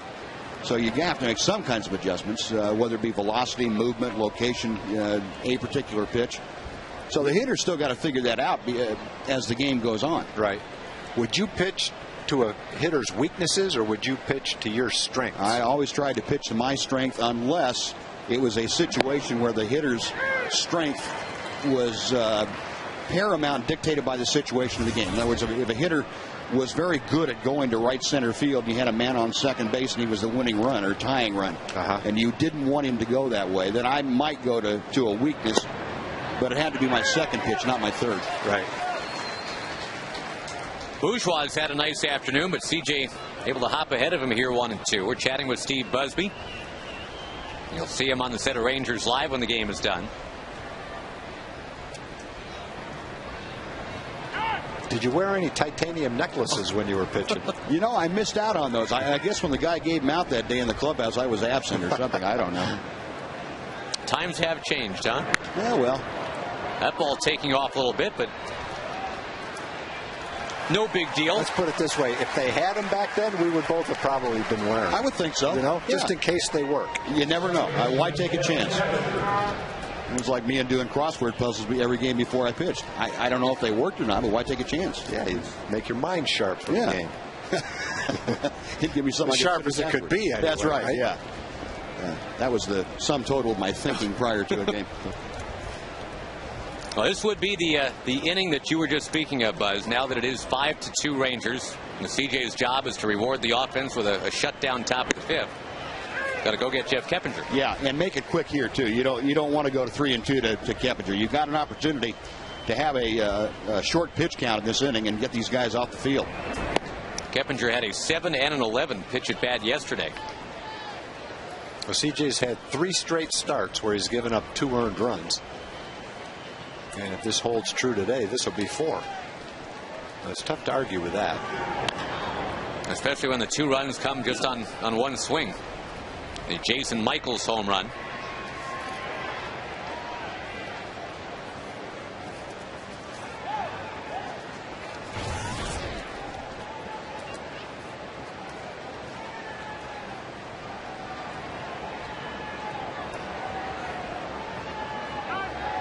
On this warm afternoon, Keppinger requesting time. Rangers out hitting the Astros 7-4. Sharply to second. Kinsler has got it. That's the inning you're talking about, Buzz. There you go. You asked for it, you got it, Mr. Busby. Thank you for joining us. You're welcome. Lovely to see you. Talk to you after the game. All right, you guys take care. Thank you, Buzz. All right, bring him home. Try to 5-2.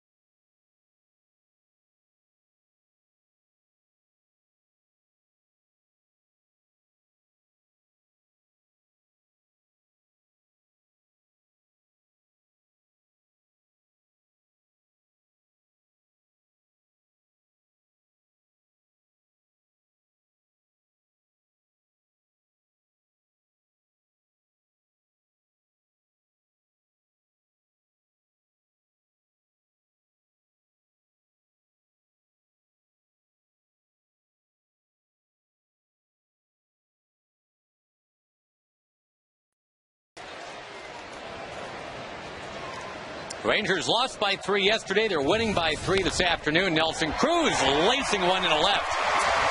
Well, he had been 0 for 10 going into the 3rd inning. And now he's 2 for his last 2. The Rangers try to get a little more here against Josh Banks. A reminder, folks, that Fridays at Rangers Ballpark are Verizon Wireless Fireworks Fridays. July the 2nd, you can get $10 tickets, $5 parking, courtesy of Verizon Wireless. 2 hot teams, Rangers and the White Sox, in the game followed by the post-game fireworks show set to rock and roll patriotic music. Pitching change coming. We'll tell you about the new Astros hurler in a moment. It's 5-2 Rangers for now on Fox Sports Southwest.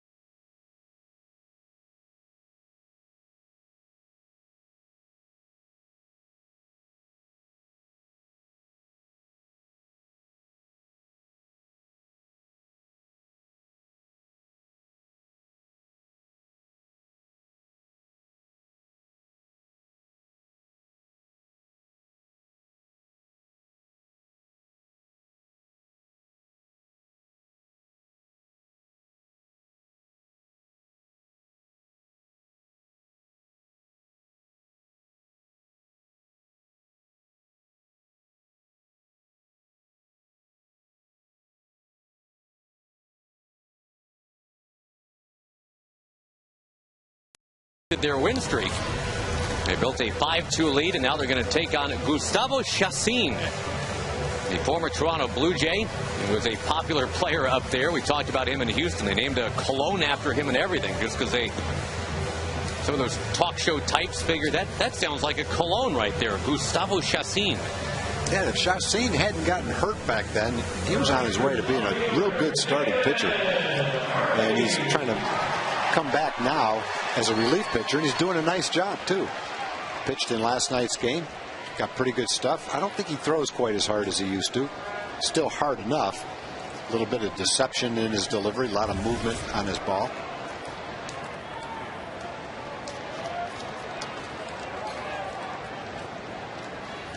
Facing David Murphy, who has already doubled in this game. Nelly Cruz, the runner at first, having just singled.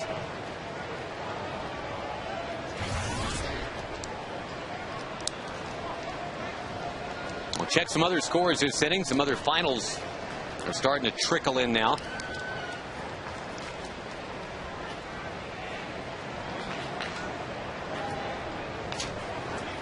The Cardinals over the Royals today 5-3. That is now a final. St. Louis and Cincinnati in that dogfight for the NL Central. Really is looking like a two-team fight. The Reds play tonight against the Indians.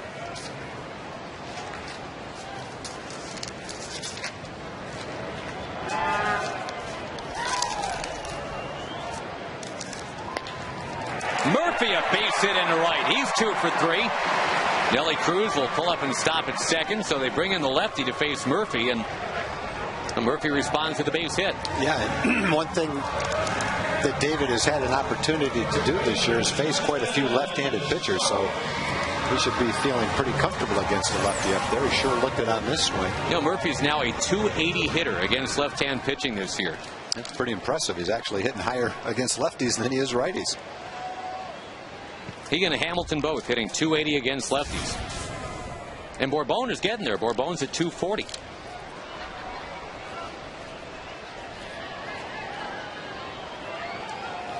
Two on, nobody out. And they're back. Not thinking bunt from Justin Smoke at all in this situation. Power hitter, even though he's batting 8th in the lineup. And the Rangers already leading 5-2.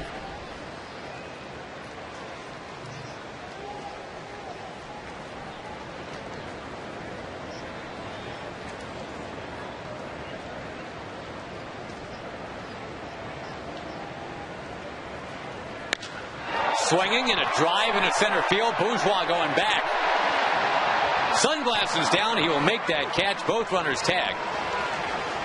That's too bad. Justin gave that a ride. 400 feet to dead center field. He did move up the runners, though. Both runners tagged and moved up. So even though it's not a sac bunt, it works exactly like one. Check your Jexa strike zone. He got a good pitch to hit. He gave it a good ride, too.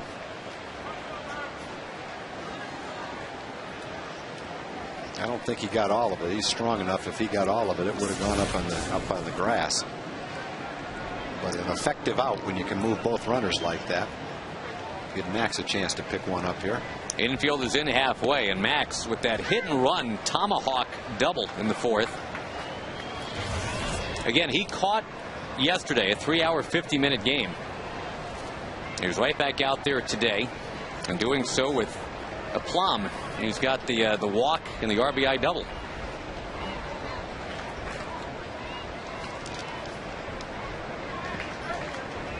That ball smothered by Castro. Jim and Kathy Blackman are here today from San Antonio with Kathy's dad, Tom Browning of Athens, Texas. He's a retired director of the Parks and Wildlife Commission in Austin. He's 85 years old, and this is his first major league game to see in person. So, Tom, I hope you are enjoying the ball game. Jim and Kathy, thanks for bringing him to the ball game. I hope you all go home happy watching the Ranger win. They watch all the games on television. Well, this is a good one to be at so far. The Rangers having to rally for this 5-2 lead. Ian Kinsler's 3-run homer, the big shot. There is action out there behind the towels. Jeff Fulcino.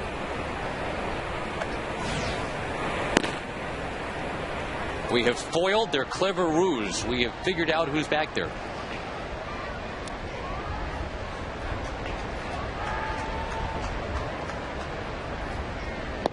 Ramirez, a big swing. That's a big out for the Houston Astros right there. Want to get something out of this yet. First and second, nobody out. Well, here's one of those opportunities for the big 2-out hit. And the Rangers have had a lot of these in the month of June. It's a good slider. Strikeout pitch from Chassin. Got a birthday wish today. Someone in the truck is 53 years old today. Who's 53 years old today? It's not Kurt Diker. Yeah. It's not Dave Burchett. Huh. It's not Carla. Not Kelly. We're running out of truck peeps. Getting into possibly being Eric Josephson.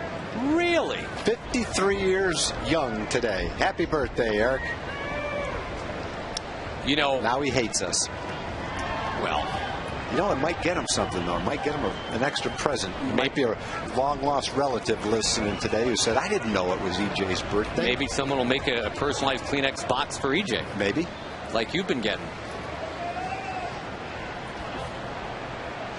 Chris Josephson, his son, also on the broadcast, is now officially aware that it's his dad's birthday. Chris is in the truck. Said, oh, I didn't know that. Was that today? See, Eric probably didn't want us to say that to see if Chris would go till midnight tonight and not recognize that it was his birthday. Well, time's up. We're betting on the clock, too.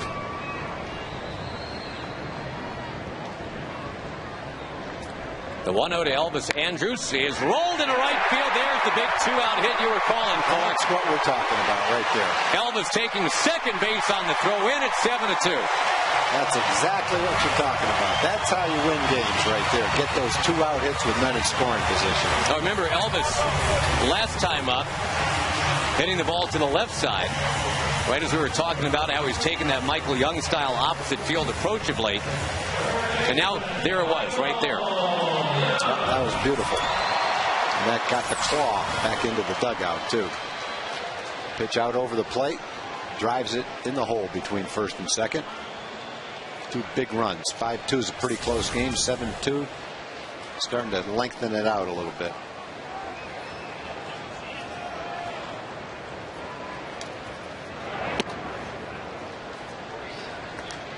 It's a single and taking second on the throw in, but you love Elvis, just never stops running here. Well, he saw that there's no cutoff man there. Both the first baseman went for the ball, so there was no cutoff man, so he knows the ball can't be cut off. That's good instincts. Just kept right on going. Didn't have to worry about a throw being cut off. Tag, we were just doing birthdays. We got one anniversary of note today as well. Happy 43rd anniversary to Nolan Ryan. Very nice. He and Ruth married 43 years ago today.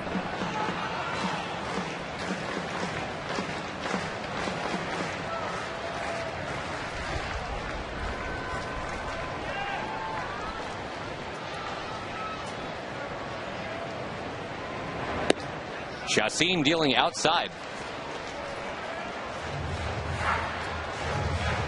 One of these runs in this inning goes to the starter, Josh Banks. In his first Astros start, he goes 4+, giving up 6 runs.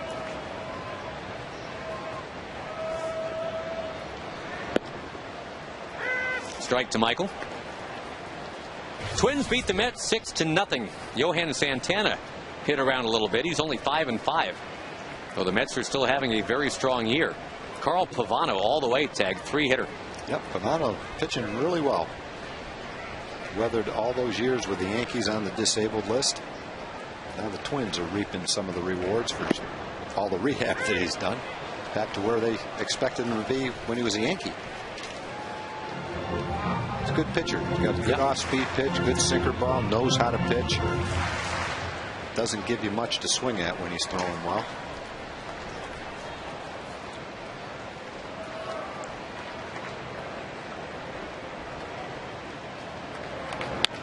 Young stretching out to roll it towards third. And he's out by a step and a half. But the Rangers strike again. They get 2 more. Elvis Andrus coming up with what Tom Grieve asked for, the big 2-out base hit.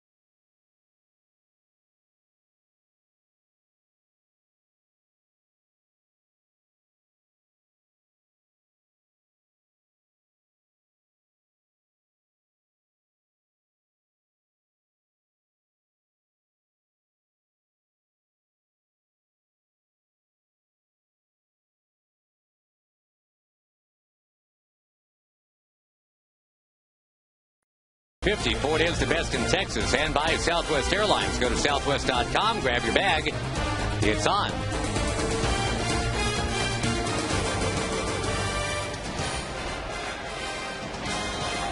Rangers and the Astros, the Lone Star Series. The Rangers lead 3-1. If they win today, they have possession of that silver boot again. And the kind of day where if the Rangers get 6 innings out of C.J. Wilson, that would be fantastic. He's at 94 pitches right now. And you forecast a little 15-pitch inning or something like that for C.J. here, Tag, and say thank you for your 109 or whatever that is, and be very happy with that. Well, if C.J. ends up having a shutout 6th inning right here, it'll be his 4th straight start with 2 earned runs. He's really had a good month of June. Coming into this game, he was 2-0 with a .324 earned run average this month. And it'd be just about the same ERA. And he could go to 3-0. Rangers hold on to the lead. C.J. could go to 6-3.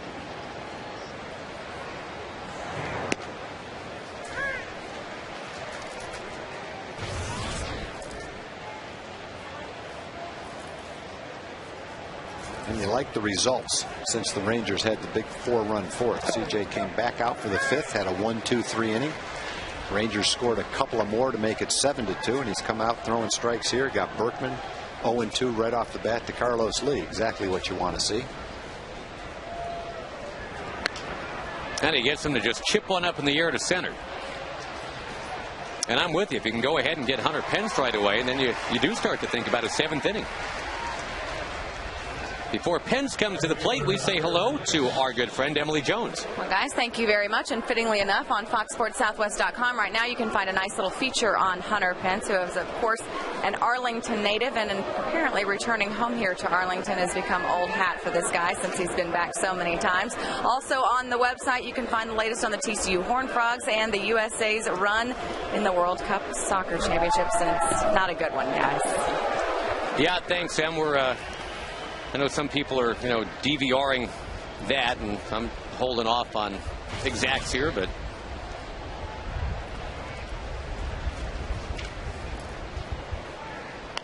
it's been an interesting weekend for sure, with TCU playing, with the miracle run for Team USA in the World Cup, and a Ranger 11-game win streak going into yesterday. I mean, a lot of times that last weekend in June, there's just not a lot going on sports-wise. You got, just kind of got a random ball game to watch, and that's it. But you got a first-place Ranger team. It's won 11 out of 12. Landon Donovan jerseys flying off the shelves. You had the Wimbledon match that wouldn't end. It's been a fun week. Great week for a sports fan. Pence will stretch out and foul one.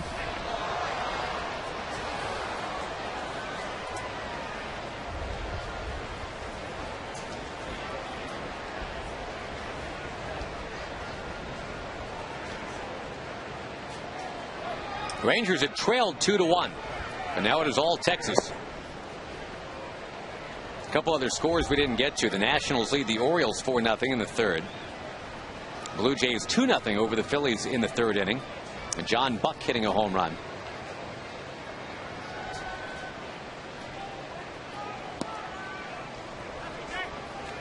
Rays have taken a 1-0 lead on the D-backs in the 3rd inning. Tampa Bay got no hit yesterday by Edwin Jackson. 4th no-hitter already in the majors, including perfect games. That's too bad. A walk to Hunter Pence, and there goes the thought of that lickety-split 6th inning.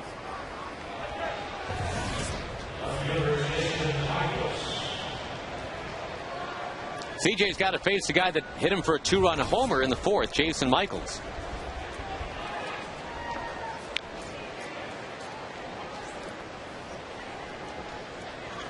No action yet in the Ranger bullpen, by the way. Tigers and Braves are scoreless in the 4th inning. Both of those teams in real nice races right now in their respective divisions. Atlanta's a half a game up. Detroit is a half a game out.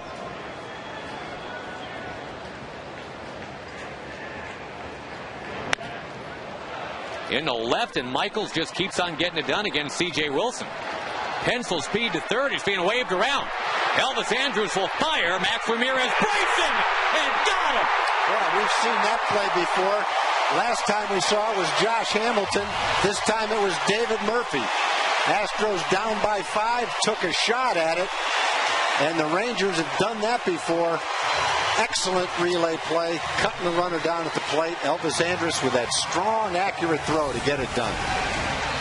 And it stays 7-2. That's the exact same play, just a different left.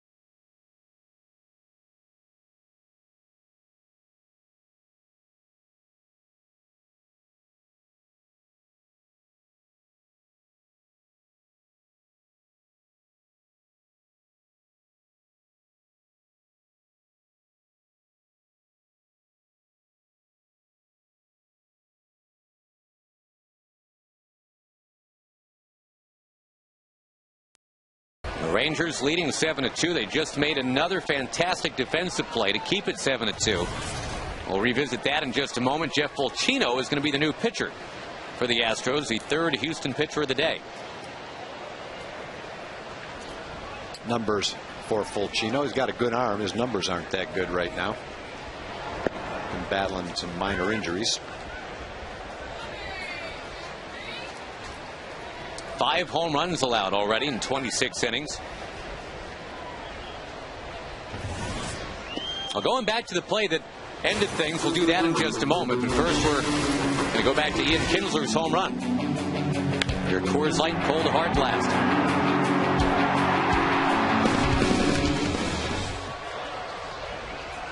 This one fouled to the right side. And Tom, you mentioned that this time it was Murphy getting it to Max Ramirez. The other night it was Hamilton getting it to Matt Trainer. So you had 2 different starts and stops there. But the constant, the man in the middle that would get it from one to the other, remained the same. That was Elvis Andrus. The only way the shortstop can make this play is he has to get a good relay throw. And the throw from Josh, the throw from David, was exactly where Elvis wanted the throw to be in a position to make the throw. And then he wheeled and made the exact same throw home, all the way in the air. Trainer got knocked down. Max almost got knocked down. A collision at the plate. Ball down the left field line. It really was the exact same play with 2 different players in it. But another example of the kind of defense the Rangers are capable of playing. That saved a run, maybe saved a big inning. Certainly helped out C.J. Wilson's pitch count, too. Yeah, saved him an earned run for sure.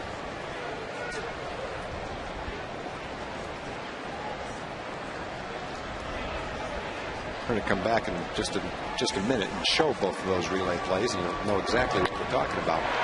Boy, Kinsler just keeps hammering away, but this time it's caught on the run by Jason Michaels. The Home Depot presents doing more on defense. We'll take you back to what you're talking about to Tuesday, Tom. This is Josh. Watch where the throw is. Right on Elvis's shoulder. Throw all the way in the air. Collision at the plate. Today it's David Murphy in the corner. Watch where the throw is. Right on Elvis's shoulder. The throw all the way in the air. Collision at the plate. Pretty much the exact same play executed about 4 or 5 days apart. And that one was a big one. The one that happened with Josh and Trainer was a big play in the game, too. Anytime you cut down a run to the plate, it's a big play. Both these Ranger catchers have shown they can withstand a body blow. Remember the one Max had last year? Against the Angels. Oh, man, that's one of the all-time collisions. And got up and threw a man out at third base. Yeah, that was remarkable.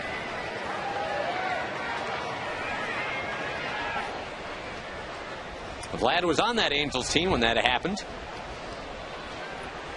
I'm so happy to be a Ranger now. The Rangers so happy to have him. He's been a difference maker for sure.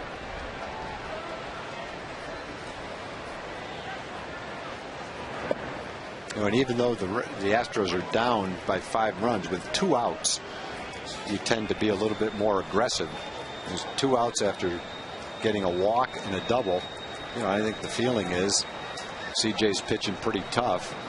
You might not get that run in if you hold the runner at third base. Ball slides away from Hunter Pence, and Guerrero, who's already made an out at second base today, is going to be content right there at first.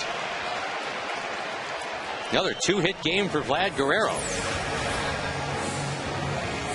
And he got the ball in off the plate a little bit and jammed it, but Vlad is so strong he can muscle that ball over the infield for a base hit. And when you're the third base coach, you're saying to yourself, okay, I've got a fast runner. Hunter Pence is a very fast runner. Gets a good jump on the ball, and they've got to make 2 perfect throws. And unfortunately for the third base coach, they made 2 perfect throws. There's your 20-game hitting streak for Josh Hamilton. In the 6th inning, he comes through. He had never had a 14-game hitting streak in the big leagues, and now he's at 20. A little inside-out swing on a ball in. Drives it with some authority right back through the middle. The longest ever Ranger hitting streak, as you may know, is Gabe Kapler at 28. I wouldn't bet against Josh right now. Yeah, that ball's in and off the plate. I don't think it was even a strike. That's just how quick Josh's bat is right now. A 14th ever 20-game hit streak for the Texas Rangers. He's also hit safely now in 20 straight home games. The record there is 23. Pudge did that, 23 straight home games. Nelson Cruz, high drive left field. Just missed it. I think he hit it a little bit toward the end of the bat. Make it 2 on, 2 out for Murphy. We go to Jim Knox. All right, John, it's time for the progressive fan of the game. You know, we found a dairy farmer. This is Justin and his son Bo and his family out of HOU, Texas. How long have you been a dairy farmer? Long time, 27 years. And how many cows do you have on the farm now? 1,000 cows. Thousands. You're milking them constantly. Way to go. All right, and your son Bo helps you out. Bo, I tell you what, you've been a big Ranger fan. We're going to give you a progressive bag, also the hat, the shirt. What do you say? Go Rangers! Really? All right. Go Rangers! Yes, way to go, Bo. Go Rangers! Oh, boy. Congratulations. He's going to say it till he got the bag in his hand. And Progressive, you work for? Gessner Insurance. I sell Progressive. Oh, you do? This wasn't a setup here. She just happened to sell Progressive. All right, good to have you guys out here. Thank you. Murphy to short. Thank you, Jim. That'll end the threat for the Rangers in the 6th inning. 2 hits, but no runs in. They lead comfortably 7-2.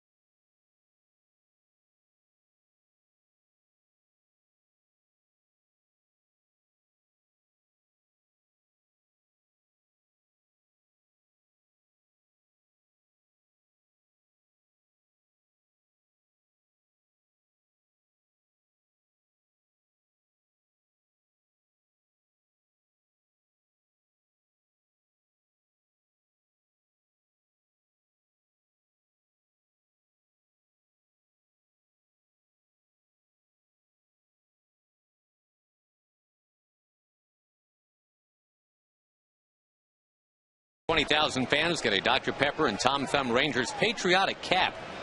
Nice giveaway item. Tickets going fast for that weekend series against the red-hot White Sox. TexasRangers.com is how to make sure you've got your seats.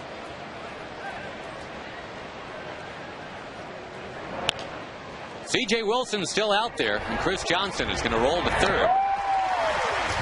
Every out he gets is one out the bullpen doesn't have to get. Exactly. I'm sure they asked C.J. how do you feel, and he said, hey, I'm fine. And no one understands that better than C.J. Right. Because he's been a member of the bullpen, and I'm sure there's been times where he needed a day off out there and had to pitch. And now as a starting pitcher, he knows his responsibility is to go as far in the game as he can without, you know, risking an injury or pitching when he's not going to be effective. But it's a hot day. CJ's an incredibly well-conditioned athlete. He's feeling good, so go out there and try and get through the 7th inning.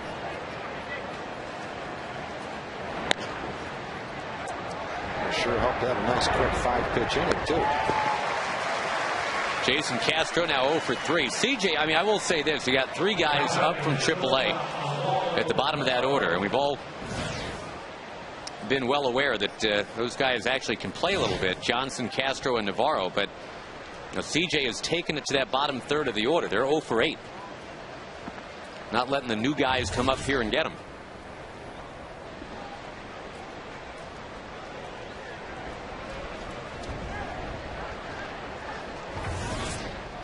Navarro will take strike one. There's that 109th pitch that I was musing about, saying, well, you know, if we can just get to about 109, that'd be plenty.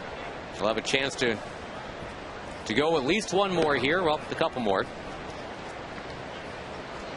Following the 120 pitch effort last time. And that got him 7 innings against these Astros. Yeah, there's no reason why a pitcher that's well conditioned, who's 28 or 29 years old, strong, can't give you 120 pitches frequently. No, absolutely no reason.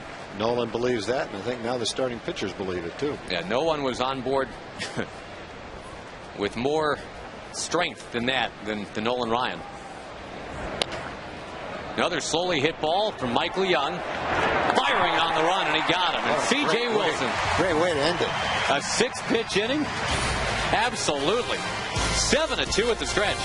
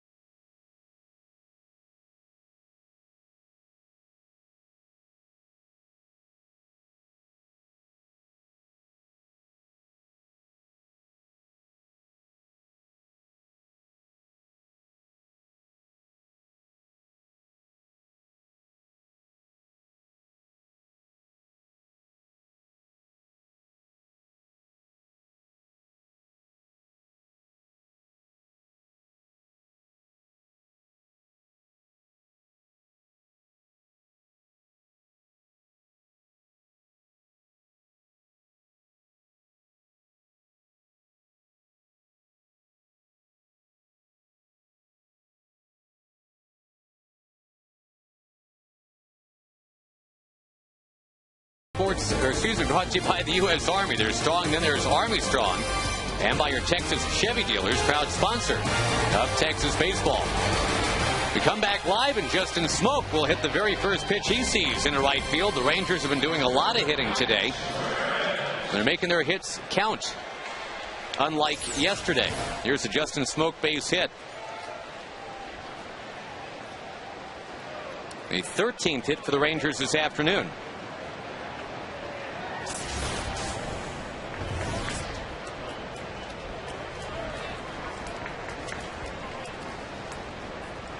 Rangers had 13 hits yesterday, Tag, but they stranded 12 men in that game. Tough to complain about it because the Astros stranded 13.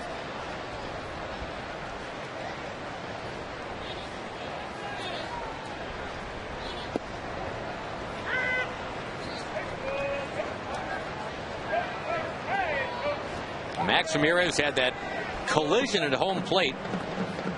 He absorbed the body blow from Hunter Pence. Hung on to the ball, kept this thing 7-2.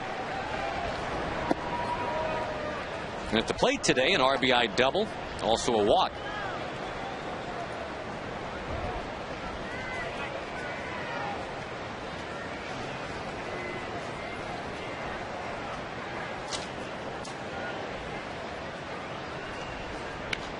Interleague play coming to an end this weekend. The Rangers have a chance with a win here to go to 13-4 against the National League. The only team that's done better is the White Sox at 14-2.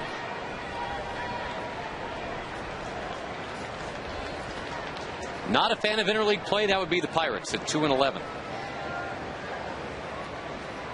Yeah, they got blown out by the A's last night.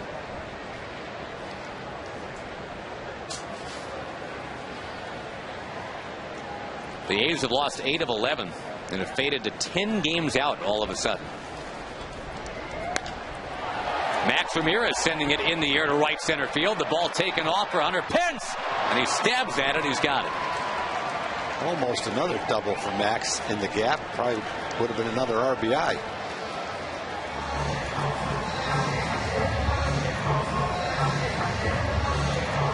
Elvis Andrus coming up. On our Coors Light Freeze Cam, we're going to show you some looks at some good baseball sense from Elvis Andrus.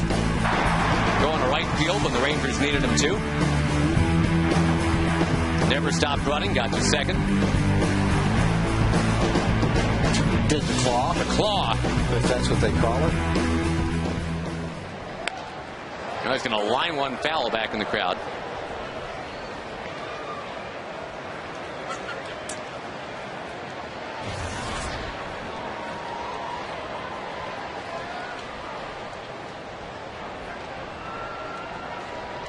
Now the Rangers looking to get to 19-5 in June. That would tie a record for most wins in this month of June ever.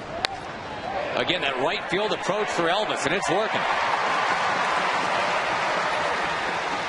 Justin Smoke goes to third. Couple of opposite field hits for Elvis Andrus.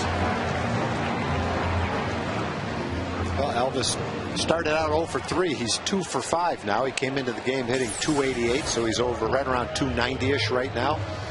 Went through a little bit of a lull for 2 or 3 weeks, but it looks like he's making a point of trying to drive the ball to right center field, go the other way with it. Hits are starting to come. If my scorebook is accurate, Tag, and sometimes it is, sometimes it isn't, 8 of his last 10 hits now have been to right field. Have been to the right of second base. Yeah, it feels like that.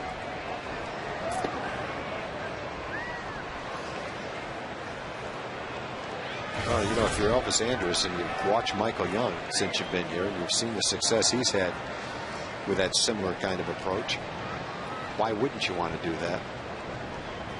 Now, Michael, as a veteran hitter, has learned how to turn on the ball when it's appropriate, when the pitch dictates that he does that.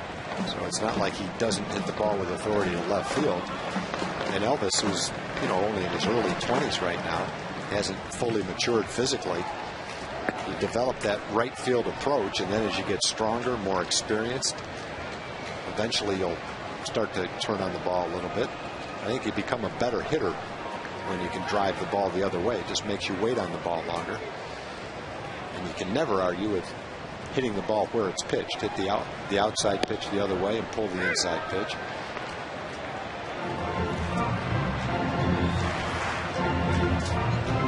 Kinsler on deck, and Ian Kinsler has had another big day today. Double and a 3-run home run. And for a lot of guys that like to hit the ball the other way, they'll hit fastballs the other way, even if they're inside, They just have an inside-out swing to do that, and then the balls that they'll pull will be off-speed pitches. So you still are able to hit the fastball the other way, and then instead of pulling off or being out in front of the breaking ball, that kind of approach really lets you wait on the off-speed pitches too. And you might pull them in fair territory instead of pulling them foul. Elvis goes, and it's a moot point. It's ball 4. And now Kinsler's got a chance for a huge day today. He's going to bat with the bases loaded.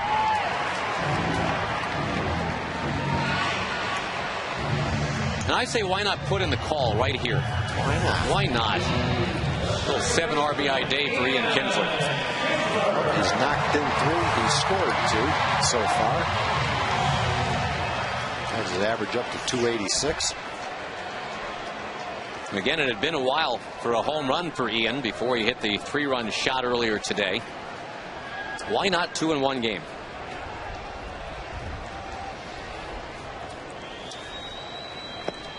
The Astros have the lefty Tim Burdick getting loose. That's probably for Josh Hamilton.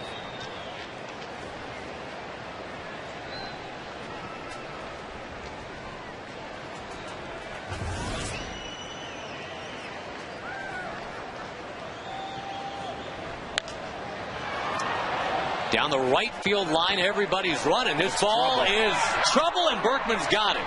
That's a beautiful play by Berkman right there. Look where he is. It's halfway down the right field line.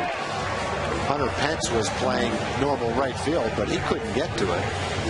And that ball is either going to fall in and be a 2-run double, or Berkman's going to make a beautiful, with his back to the plate catch, sprinting down the right field line. That's a nice play for a first baseman to have that kind of range. And then he knows he's got to turn and throw just in case Smoke was tagging up at third base. Well, the Rangers can still just blast this game open here with Vlad Guerrero.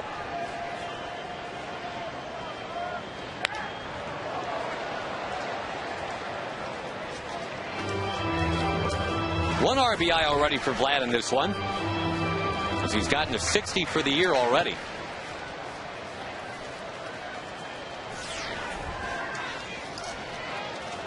Right on the heels of Miguel Cabrera for the major league lead in runs batted in. Ooh, and had that been fair, that would have done it. Cabrera's at 61, Guerrero's at 60. Next on the list is Josh Hamilton. Darren O'Day getting ready. Saw an inning from Darren yesterday.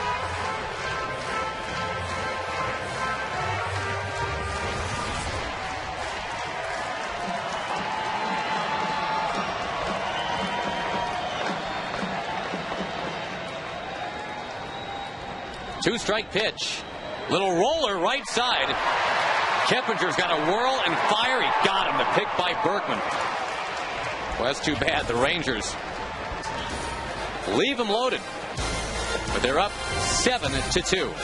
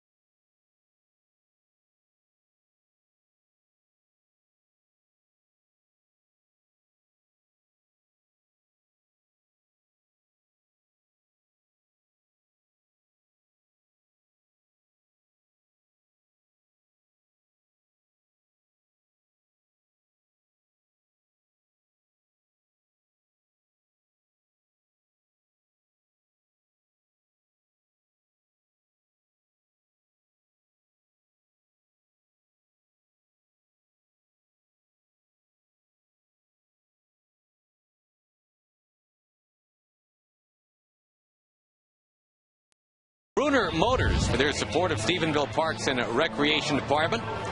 For more information on Chevy's commitment to Youth League Baseball, go to ChevyTexasBaseball.com. C.J. Wilson is done for the day, Mr. Grieve, with 7 strong innings, 112 pitches, only 2 runs allowed. Yeah, good solid outing for C.J. I think C.J., when he critiqued his own outing, might say he doesn't want to walk 4 guys in a game. But on a hot day like this, you can't argue with 7 innings, 2 runs. And I love the way he went back out for the 7th inning after being over 100 pitches and having a quick 1, 2, 3 inning and saving the bullpen an inning. Now he's had 4 straight starts of at least 6 innings where he's only given up 2 earned runs.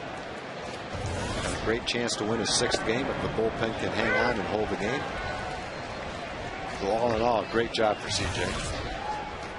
O'Day is going to get the top of the order, starting with Jason Bourgeois. Young in a bit at third. Bourgeois's got a couple of hits today.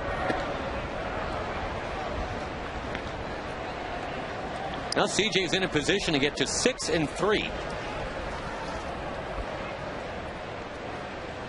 Colby Lewis continues to lead the team in wins with 7. Tough not to root for the Braves' Kenshin Kawakami, who's pitching a 1-hitter through 5 today, Tom, but it's 0-0 at the end of 5. That guy with an ERA in the mid-4s is 0-9. Wow. For a I didn't team realize that. For a team that's in first place. Atlanta's 43-31. 9 of those 31 losses are from Kawakami. And he's got a relatively solid average ERA, too. Right. It's not like he's been pitching that bad. So a 1-hitter against the hot swinging Tigers today, but it's 0-0.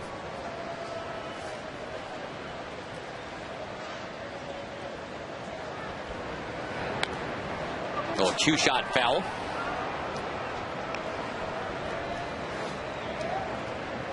Nobody really thought the Braves would do all that much this year, but they're sitting there in first place, a half a game ahead of the Mets. And the Phillies close behind. They're starting to come on again.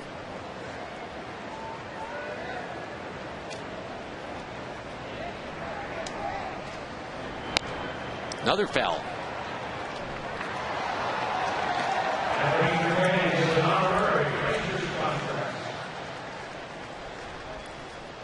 Just a little shy of 29,000 here today. On a hot afternoon that's been productive for the Rangers. Kinsler's 3-run homer, obviously the biggest hit.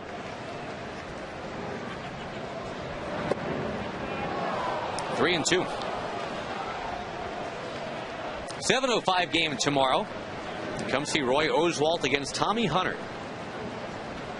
972 Rangers, a number to call to get your tickets. Call right now if you like.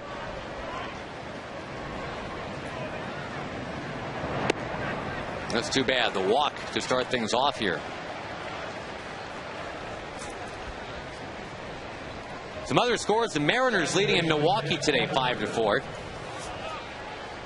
And the tie between Seattle and Milwaukee. That's where the Milwaukee Brewers were born, was in Seattle. They were the Seattle Pilots in 1969. And that franchise moved to Milwaukee kind of 11th hour for the 1970 season. Runner goes down 7-2. Max Ramirez will not throw. And a good jump by Bourgeois, who's stolen his 2nd of the game.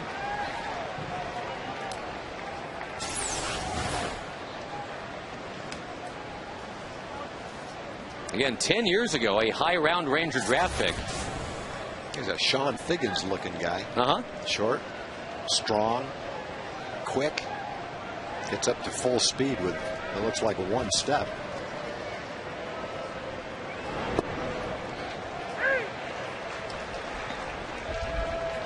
Minimal big league experience for Bourgeois. Got into a handful of games with the Brewers and the White Sox.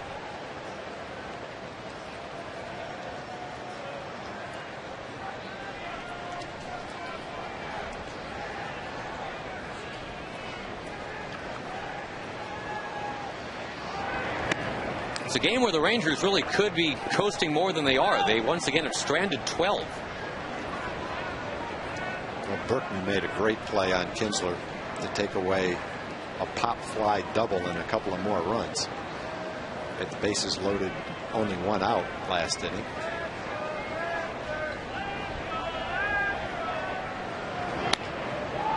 That ball spooned in a shallow right. Kinsler galloping back. Very nicely done. Fine all-around day today for Kinsler, a day after getting ejected from the proceedings.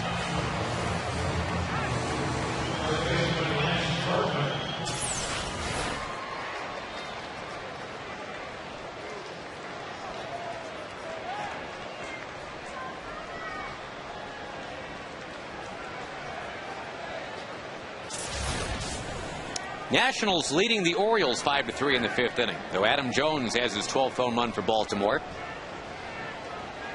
I'm thinking by default he might go to another All-Star game for the O's. I'm trying to think of who else they might send.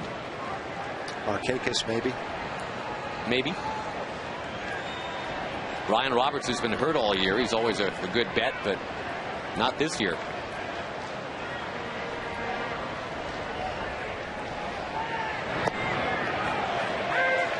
All right, who will the Astros send, do you figure? Oswalt? Yep, probably. You're right. But we will see tomorrow once again, 7:05 game. Oswalt's record is not great, but that's a reflection of his team. His ERA is solid, got a lot of strikeouts, good opponent's batting average, 225. He's 5-9 with a 3.08 ERA. Could easily be 9-5 the way he's pitching.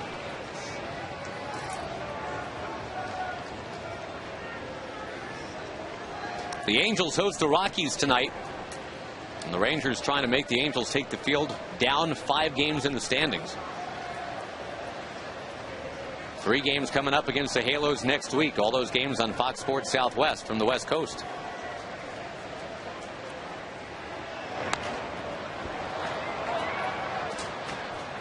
Now, the Twins needed to win a game, and they did today. They beat the Mets 6-0 behind Carl Pavano and a Jason Kubel home run. The Yankees play the Dodgers tonight. Red Sox at the Giants tonight.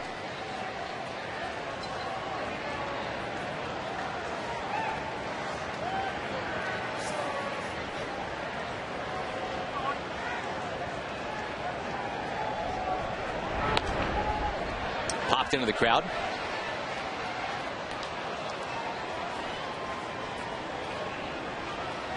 Also tonight, the Cubs and the White Sox. The Cubs pretty much in chaos. Carlos Zambrano's been suspended. The White Sox, as crazy as their season was looking, now they're the hottest team in baseball. 10 straight wins. They look like a completely together team now.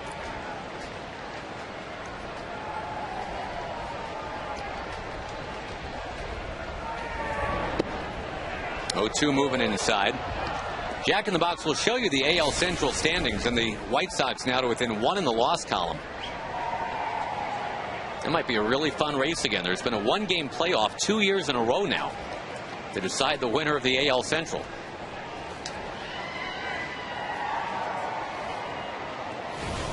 The Twins are 1-1 in those 2 deciding games.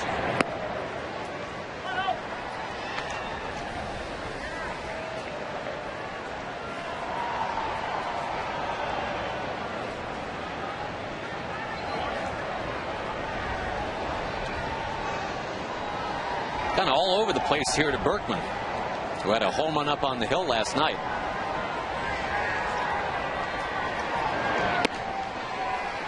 And O'Day wasn't super sharp yesterday. Up to 19 pitches already, and Frankie Francisco's got to start getting loose.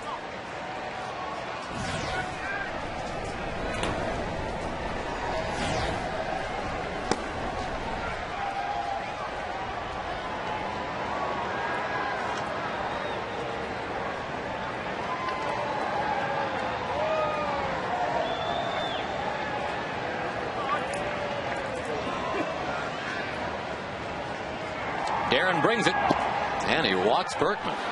2 walks in the inning, and that'll mean Mike Maddox comes out to talk to Darren. Yeah, very unusual for Darren O'Day. Darren's only coming into the game had only walked 5 batters in 29 innings. But he's not getting that slider to come back, catch the outside corner. Either that or his sinker's just running too much and running out of the strike zone. But 2 walks and 3 hitters, very unusual for him. We've been talking about the All-Star game, and indeed, baseball's biggest stars head-to-head. Fox will have it for you every thrilling moment. Tuesday, July 13th, live from Anaheim at 7 Central on Fox.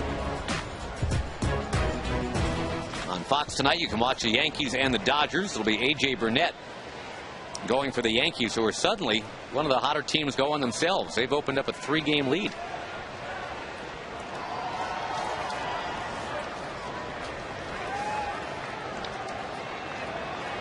How'd you like a double play from Carlos Lee? I'd really like one right now. I'd like to see that happen. I'll put that order in for you, sir. Would you like a side with that? Nope, that's all I want. A la carte. I'll even take that. I'm sorry, you can't bring that back to the kitchen, sir. I'm sorry. You get the Carlos Lee pop out. All right. Send it to someone else then.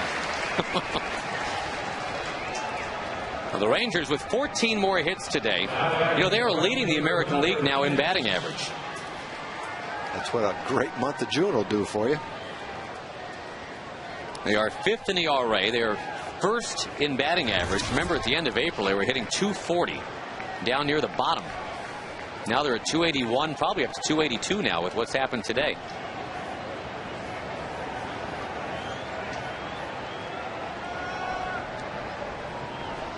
Where would they rank in runs scored? Got to be up in the top 3, huh? They are. I'll look it up for you right now when this is caught. They are 3rd. Very good. Which is not bad. They got 7 more runs today, and they're up by 5 in the middle of the 8th.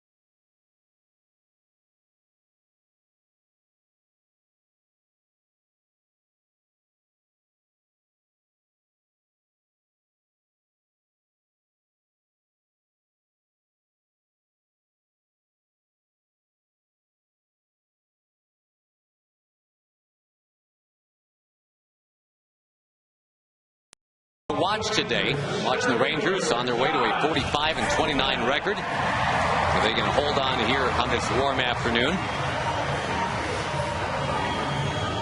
At least for the moment, they would have a 5-game lead. It'd be their biggest of the year. Again, the Angels play tonight. The Astros set to make a pitching change. Josh Hamilton set to lead off, and yes, he has already run his hit streak to 20 with a single back in the 6th. They'll go get the veteran Tim Burdick to face Josh. Burdick with an ERA up near 6. Has already allowed 3 home runs in about 16 innings of work.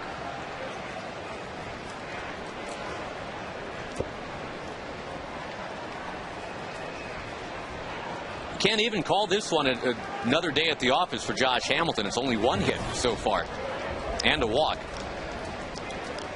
That's a good connector, though. It keeps the streak going. Yep. It's amazing when 1 for 3 is a down day. Yeah, your average. Well, his has stayed the same. It must have been 350.4 something. So the 1 for 3 didn't put him below 350. He is 40 for his last 80 during a 20-game hit streak. Those are some round numbers right there. It's a 2 for 4, 20 straight times. Yep.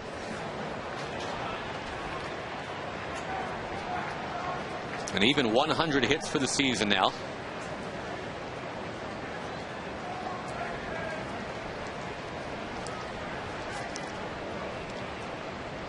Leading the American League in slugging percentage now, too. He's down on strikes. Burdick always is tough when it's lefty versus lefty. This is a day, to be honest with you, Tom, I was a little bit worried about in terms of a Josh Hamilton hitting streak getting rolled along. He's had some issues hitting in the daytime, not necessarily in a domed stadium. We saw in Houston he went 5 for 6 in a day game, but with the roof closed. But that sunshine, a lot of times, just for whatever reason, kind of messes with Josh, and he's the first to be pointing that out. Cruz will send one in the air to right. That ball jumping. Pence turns around and just has to watch it go rolling away from him now.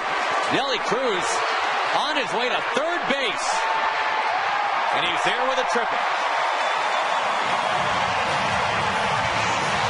3 hits for Nelly today. His timing had been a little bit off since he came back from the disabled list, but getting it together today. Just missed a home run there. Ball carried on Hunter Pence, got turned around a little bit. Ball hit up on the wall. That's a bad feeling for an outfielder right there when you got to make that quick zigzag. Infield comes in for Houston.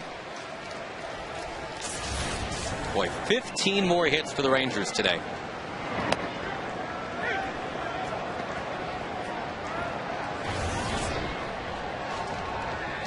Anyway, back to Josh Hamilton. He did get the hit right up the middle. That was in the 6th inning.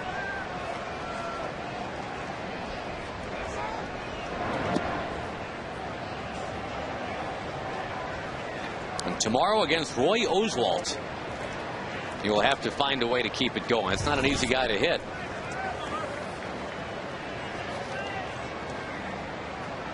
Hamilton 2 for 9 lifetime against him, by the way.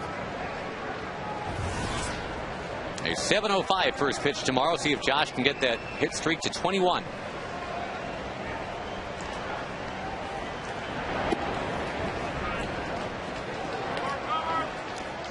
It's been a good day for David. He's had a double and a single. And then with a couple of men on second and third, hit first and second, hit the ball hard his last time up. The shortstop was shading over towards second. Was right there to get it, but a hard hit ball. Big swing and a miss for Murphy. And a chase one out of the strike zone.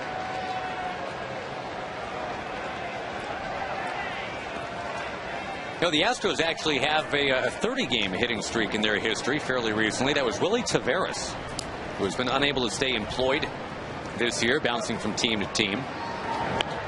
And that's something with a lineage like they've got. Lance Berkman and Craig Biggio and Bagwell and Jimmy Wynn and Cesar Cedeno. I mean, name your favorite Astros hitter. Joe Morgan, Willie Taveras, their all-time consecutive games guy. But then again, the Rangers have Gabe Kapler. The franchise has given you Palmeiro and Gonzalez and on and on and on. Yeah, to me, Gabe is the most unusual. Willie Taveras, I'm not that familiar with Taveras, but you know, he's a guy that could bunt, he can run. You know, he could get some infield hits. Gabe could run, but he didn't really have the swing that would lead you to believe he could be that consistent for that long. It's an amazing feat for him. He's a guy with a kind of an unusual, unorthodox swing, but just great athletic ability. He's kind of like Hunter Pence in that regard. Hunter's swing is not a classic swing, but he's such a good athlete and has such good hand-eye coordination that he's a terrific hitter.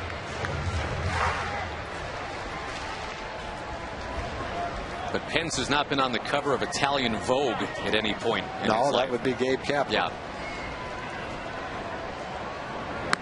Murphy trying to check his swing, and yes, he did.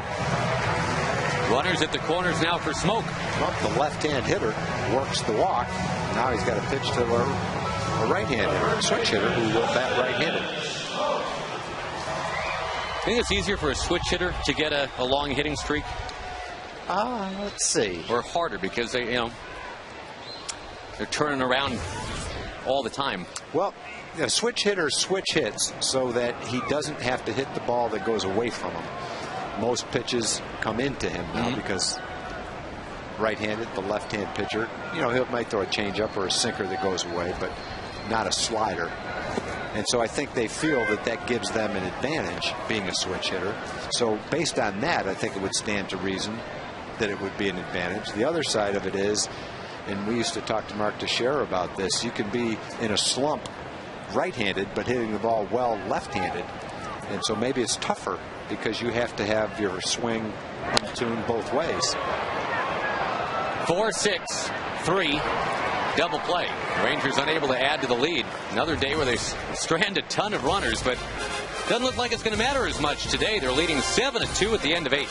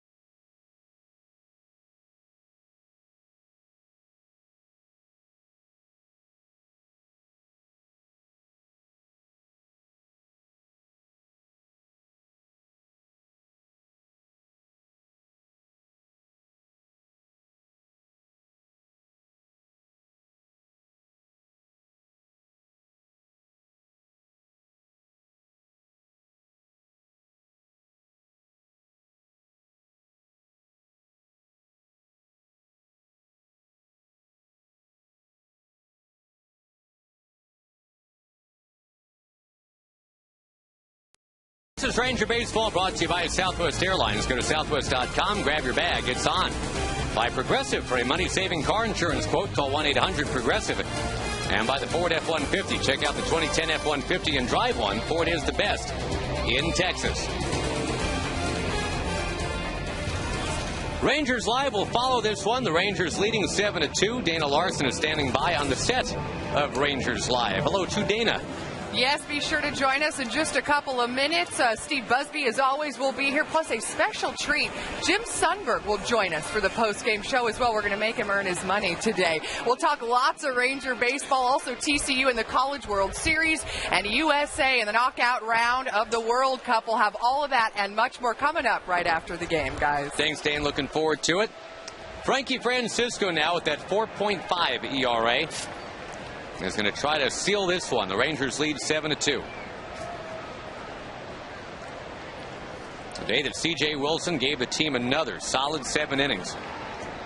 And for a guy that had not been a starter in a long time, we're talking about C.J. Wilson now in 12 out of 15 games this year. Tag has given the Rangers at least 6. Yep, you got to like that. C.J. said he could do it, and he was right.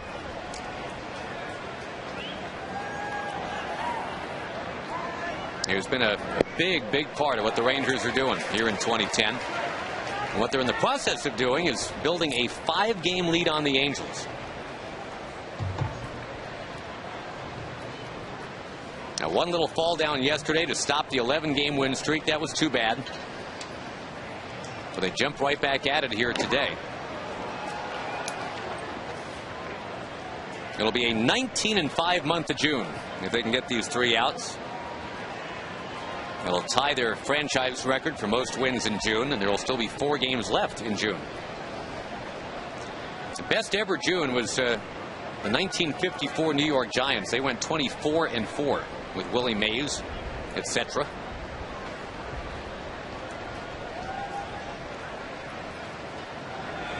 Had the Rangers won yesterday, they would have had a shot at that. But the best they can do now is 23-5, I guess it is. Or 22-5.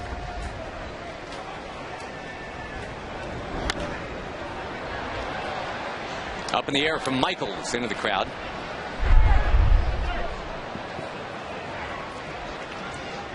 A lot of these fans sticking around for the Reckless Kelly concert after the game out there on the north lawn.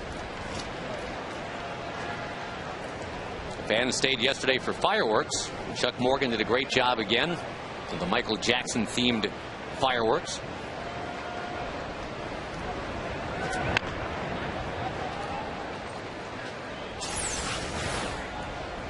Back to that last foul, Michael Young looking at it.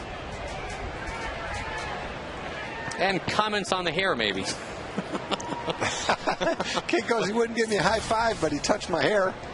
It's close. I can remember Pudge going over for a foul ball down the right field line here. Couldn't get the ball, but reached into the popcorn box that the fan had and took a little bite of popcorn. One of the finest We Love Pudge moments, I think. Strike three taken by Michaels. And he'll cuss a little bit, but he'll walk away.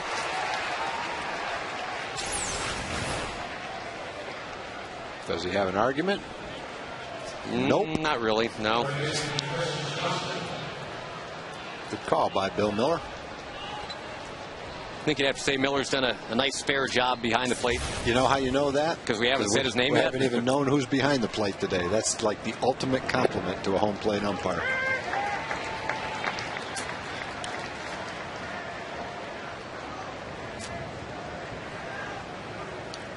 Chris Johnson, the batter, with one out. He's taken an 0 for today. Ranger fans wondering where that was yesterday when he went 4 for 5.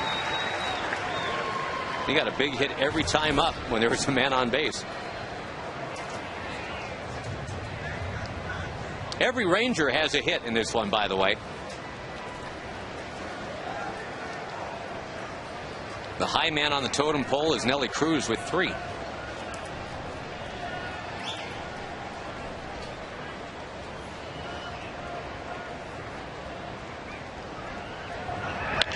On the ground to short. 1 out away.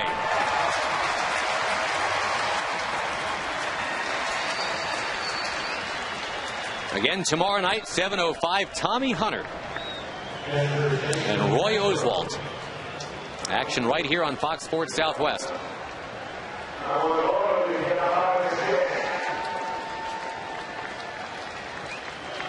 .45-29 will be the Ranger record.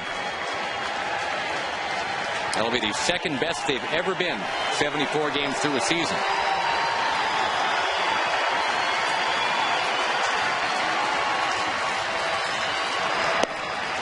Strike one to Castro. And the winner will be C.J. Wilson. ERA now sitting at 3.3. Has 2 straight 7-inning starts against Houston.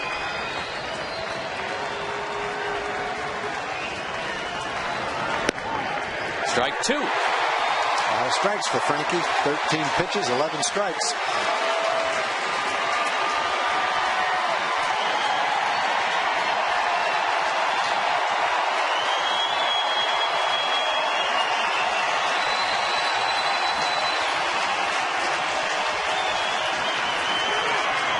Ball game.